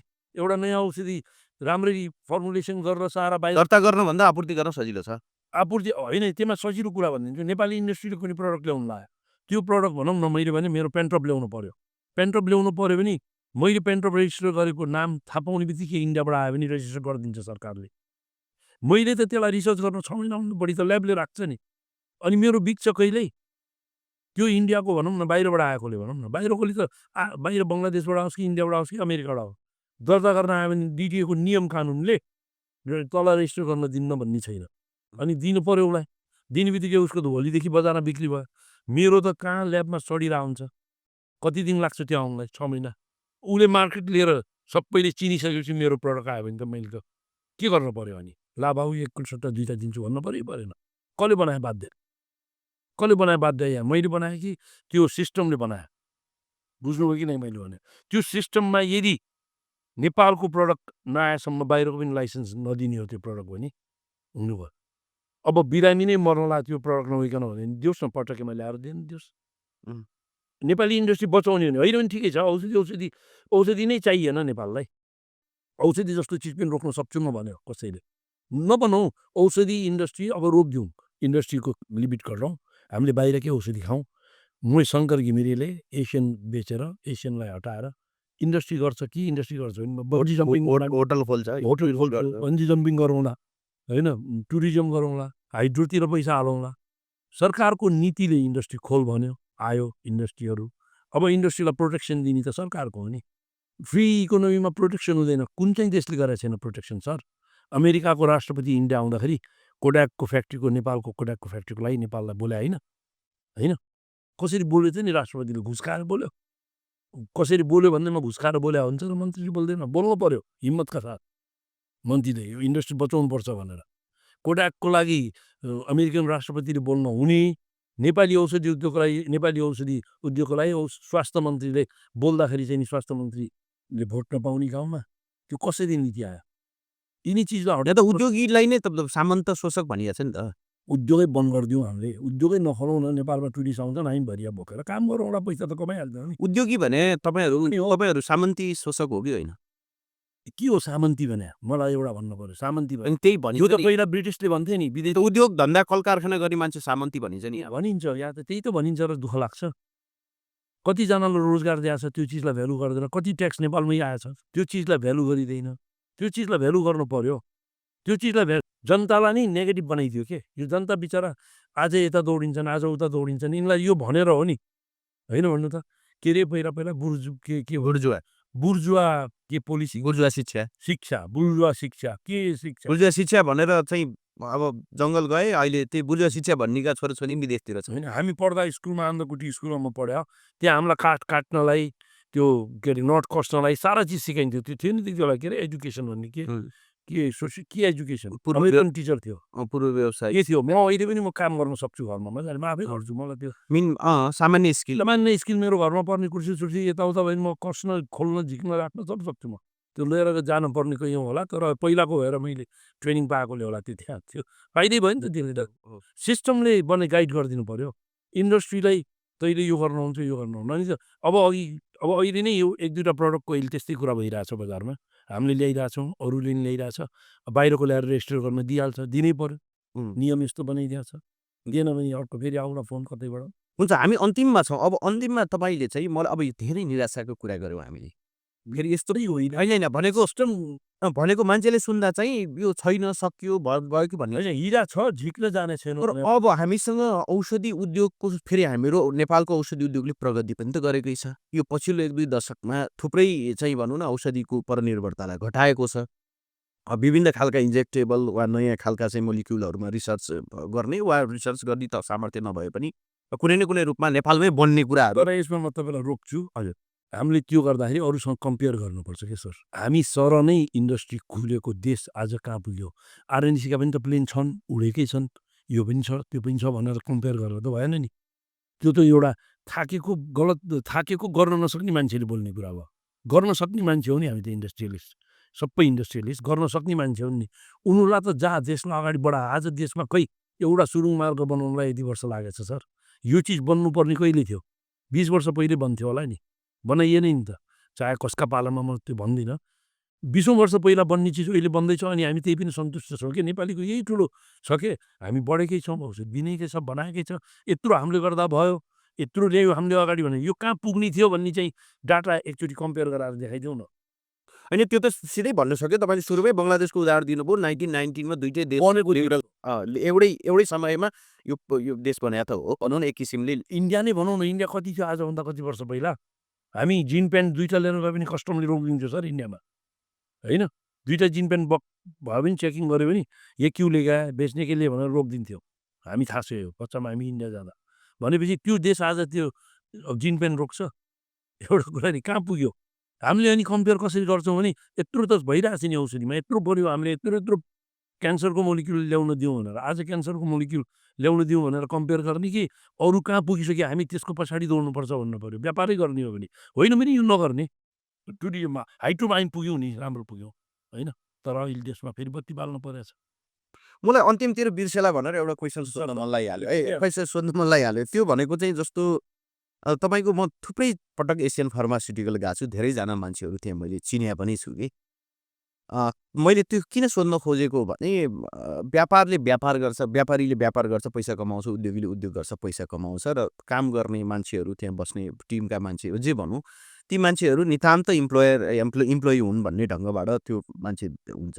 मैले चाहिँ कतिपयले सुने भने एसियनमा काम गऱ्यो भने त एसियनमा काम गर्ने मान्छेलाई त घर बनाउन तपाईँहरू सब्सिडी दिनुहुन्छ अरे, जग्गा किन्न सब्सिडी दिनुहुन्छ अरे, होइन त? अनि उतै पर्यो भने त विदेश जान तपाईँ टिकट किनिदिनुहुन्छ अरे भन्ने समस्याले अब के हो खास? होइन, तपाईँले एकदम फेरि माथिल्लो कुरा सुन्नुभयो। हामीले सहयोग गर्छौँ त्यो गर्नलाई, उहाँहरूलाई लोन लिन पऱ्यो हामी ग्यारेन्टी बस दिने गरेका छौँ, त्यो अर्कै कुरा हो, सपोर्ट गर्छौँ। अब कसैको इमर्जेन्सी पऱ्यो भने इन्सेन्टिभहरू दिनलाई रोकिया छ भने भाइ अरूको नदिने भए पनि एउटाको दिउँ भनेर हामी हेल्प गर्छौँ, त्यसरी गर्छौँ। र हामीले सधैँ एउटा क्लासहरू गरिराख्छौँ कि हामीले तपाईँले डाइरेक्ट क्वेसन सोध्ने अधिकार दिनुहोस् है मलाई भन्छौँ कि पैसा कहाँ खर्च गर्नुभएको छ, जाँड त खानु भएको छैन भन्छौँ कि हामी। घर किन्ने जग्गा किन्नेमा हाल्नुहोस् है, राम्रो काम गर्नुहोस्, कमसेकम हाम्रो पनि इज्जत बढ्छ भन्छौँ हामी। त्यो चिजमा पनि उसको कमाइ हो, उसले जेसरी गर्छ भनेर छोड्दैनौँ हामीले, त्यो पनि हामीले करिब कबुल गर्नु यार परिवार राम्रो पाल्छु भनेर, आमा बाउलाई पैसा दिन्छु भनेर मेरो बुवाले पहिला पेट्रोल पम्पहरू यताउता हुँदा तलबको 20% यहीँ राखिन्छ है तिम्रो घरमा सिधा पठाइन्छ आमा बाउलाई भन्नुहुन्थ्यो, काटेर पठाइदिनुहुन्थ्यो कि काटेर घर दिन्छ दिन्न ठेगा उसले घरमा दिन्छ तर पनि पठाइदिन्थ्यो। त्यो भएपछि आमाले त पाए नि, आमाले के भन्थिन नि, छोरा त कति छुट्टीमा आएको छ काम गर भन्थ्यो कि। हेर्नुहोस् फर्मुला त्यहाँ काम लाग्छ कि। ओके, त्यो 20% त आफ्नो पनि आइरहेछ, 20% उसलाई आएछ, छोराले पैसा दिइरहेछ मलाई, काम गरेन भने त कम्पनीले त भोलि बिहान पैसा दिन सक्दैन। उसलाई पनि भयो छोरालाई पनि बलियो भयो, पैसा कहीँ लगानी गर्यो नि त एकतिर हाल्यो। म यो प्रश्न चाहिँ किन सोधेँ भने अन्तिममा चाहिँ एउटा व्यापारी उद्योगी वा जे मान्छे एउटा सफल हुन चाहन्छ ती मान्छेले चाहिँ कति कुरा मानवीयताका आधारमा भावनाले निर्णय गर्ने, कति कुराहरू व्यापारका हिसाबले दिमागले निर्णय गर्ने, यो के बुझ्नु, यसको भेद के रहेछ? धेरै होइन, म त भन्छु 50% नै मानवताले नै गर्नुपर्छ हाम्रो त्यो सम्बन्ध। भने हाम्रो मैले टी सर्टको पछाडि we together make a family लेख्छौँ एसियनले, याद गर्नुभएको छ कि नि? We together make a family, Asian family भन्छौँ कि। त्यो लेख्यो भने हामी बाउन्ड गरे हामीलाई आफै। अनि केही पऱ्यो भने साथीहरू आउँछन्, सर फल्नाको यस्तो भयो हेल्प गर्नु पऱ्यो, ल गरौँ, इमिडिएटली हामी पनि सँगै मिलेर हेल्प गर्ने भनेर लाग्छौँ। त्यो एउटा बोलीले पनि फरक चाहिँ पर्दो रहेछ कि। हामीले पर्सनल्ली सिधै भन्छौँ त हामीले कोसिस गर्छौँ। हामीले कति चिजहरू के हुन्छ भने तपाईँले कसैले सानो गल्ती गर्यो भने त्यो चिज उजागर भयो भने त्यो गल्ती गर्ने अझ बिग्रिन्छ कि। हाम्रोमा एउटा के भनेको छौँ हामीले पनि, मसम्म नआओस् है त्यो कुरा, तपाईँहरूले मिलाउनुहोस् स्टेप बढी, सुध्रिने क्यारेक्टर हो भने 2 चोटि 3 चोटि एउटा वार्निङ दिनुहोस्, त्योभन्दा बढी भए तपाईँले आउट गर्नुहोस्, म फाइनल मात्रै गर्छु भनेर हामी चाहिँ उनीहरूलाई त्यो चिजहरू बढी फेसिलिटीहरू दिन्छौँ। कोही कतै जानु पऱ्यो, कसैलाई हेल्प गर्नु पऱ्यो, बिरामी छ उसलाई गाह्रो छ भने त्यो पहिल्यै ल्याएर तलब दिने, त्यो त सबै कम्पनीले सायद गर्छ होला, घर सर बनाउनलाई हेल्प सबै कम्पनीले गर्छ होला, हामीले पनि गरेका छौँ। होइन सबै प्राइभेट कम्पनीले गर्छ, हामी सबैलाई अब लोन दिनेमा गर्छौँ। इन्सुरेन्सहरू हामी एकदम नियमपूर्वक सुरुदेखि नै गऱ्यौँ। हामीले प्रोभिडेन्ट फन्डहरू फर्स्ट डेदेखि नै हामीले कम्पनी खोलेदेखि नै गरिरहेका छौँ। इन्सुरेन्सहरू हामीले उनीहरूलाई राम्ररी नै गरेका छौँ। त्यो सबै नगर्ने कम्पनी छन् भन्ने सुन्नमा आउँछ, दुःख लाग्छ, त्यो गर्नु हुँदैन हामीले। त्यस्तै कुरा तपाईँले पेपरतिर पढ्नुभयो होला। मैले त्यस्तो कुराहरू पेपरमा खटेपछि शङ्कर सर जाँदै तपाईँलाई केही छ? म पनि तपाईँलाई केही छ? लास्ट है भनेर केही छैन, तपाईँको यो राम्रो सक्सेस होस्। मैले बोलेका कुरामा कसैलाई चोट पर्ने खाँदैछ भने म यहीँबाट क्षमा माग्छु। मैले पर्सनल्ली कसैलाई भन्न खोजा होइन हजुर। तर यो देश बनाउनलाई हामी सबैले बनाउनुपर्छ नेताले जनताले व्यापारीले सबैले व्यापारी कोही पनि व्यापारीलाई चोर भन्न हुँदैन चोर हुन सक्छन् त्यसलाई चोरबाट फालेर व्यापारीबाट फालेर चोरमै राख्छौँ होइन र व्यापारीलाई गाली नगरौँ व्यापारीले गाली नगरौँ व्यापारीलाई सिस्टम बनाएर सिस्टममा चलाउने बनाऊ गाली बन्द गरौँ कसैले पनि गाली नगरौँ व्यापारी चोर हुन् यो हुन् त्यो हुन् कसै पनि कुनै पनि व्यापारीलाई यहाँ सयौँलाई गलत गाली गरिन्छ परिवारलाई लिएर गाली गरिन्छ त्यो चाहिँ बन्द गरौँ नेपालमा किनभने नेपाललाई बढाउन छ भने लगानी चाहिन्छ बाहिरको अमेरिका पनि बाहिरकाले बनाउन् सारा देश बाहिरकाले बनाइरहेछन् होइन हामी नेपाली नै बाहिर गएर बसेका छौँ हामीले बाहिरका आएर कोही लगानी गरेर यहाँ बस्छ भने गलत तरिकाले नागरिकता नलिउँ त्यो अर्कै कुरा हो होइन तर काम गर्छ भने उसलाई सपोर्ट गरौँ के हाम्रा नेपाली पनि विदेश गएर काम गरेका छन् निकाल्ने पनि के हुन्छ सर पाल्न सक्छ देशले थाम्न सक्दैन नि त्यसैले हामीले सबैलाई त्यो किसिमले माया गरौँ अनि सिस्टम चाहिँ बनाऊ सरकारले सिस्टम के भने व्यापारीलाई टुप्पी समाउनु सिस्टम बनाउने होइन उसलाई उफ्रिन दिने सिस्टम बनाऊ केमा उफ्रिने भने सिस्टममा बसेर उफ्रेर ऊ आज 1 करोड ल्याएछ भने 20 करोड कमाउँछ हामी सबैले माला लगाइदिउँ के किन कमायो भनेर नभनौँ माला लगाउनु जाउँ त्यो कमाउने बाटो सिकौँ कि हामी सबैले कसरी कमाइन्छ भनेर पैसा बनाऊ पैसा पैसा बनाऊ देशलाई बनाऊ यहाँका जनतालाई बाहिर जान दिनु रोकौँ एयरपोर्टका मान्छे घट्यो भने हामीले सबै सरकारलाई सल्युट गर्छौँ तर यो नभएकोले सरकारलाई सल्युट गर्न पनि पेपरमा पढाए सम्भावना पस्छ thank you so much sir आइदिनु भयो धेरै धेरै धन्यवाद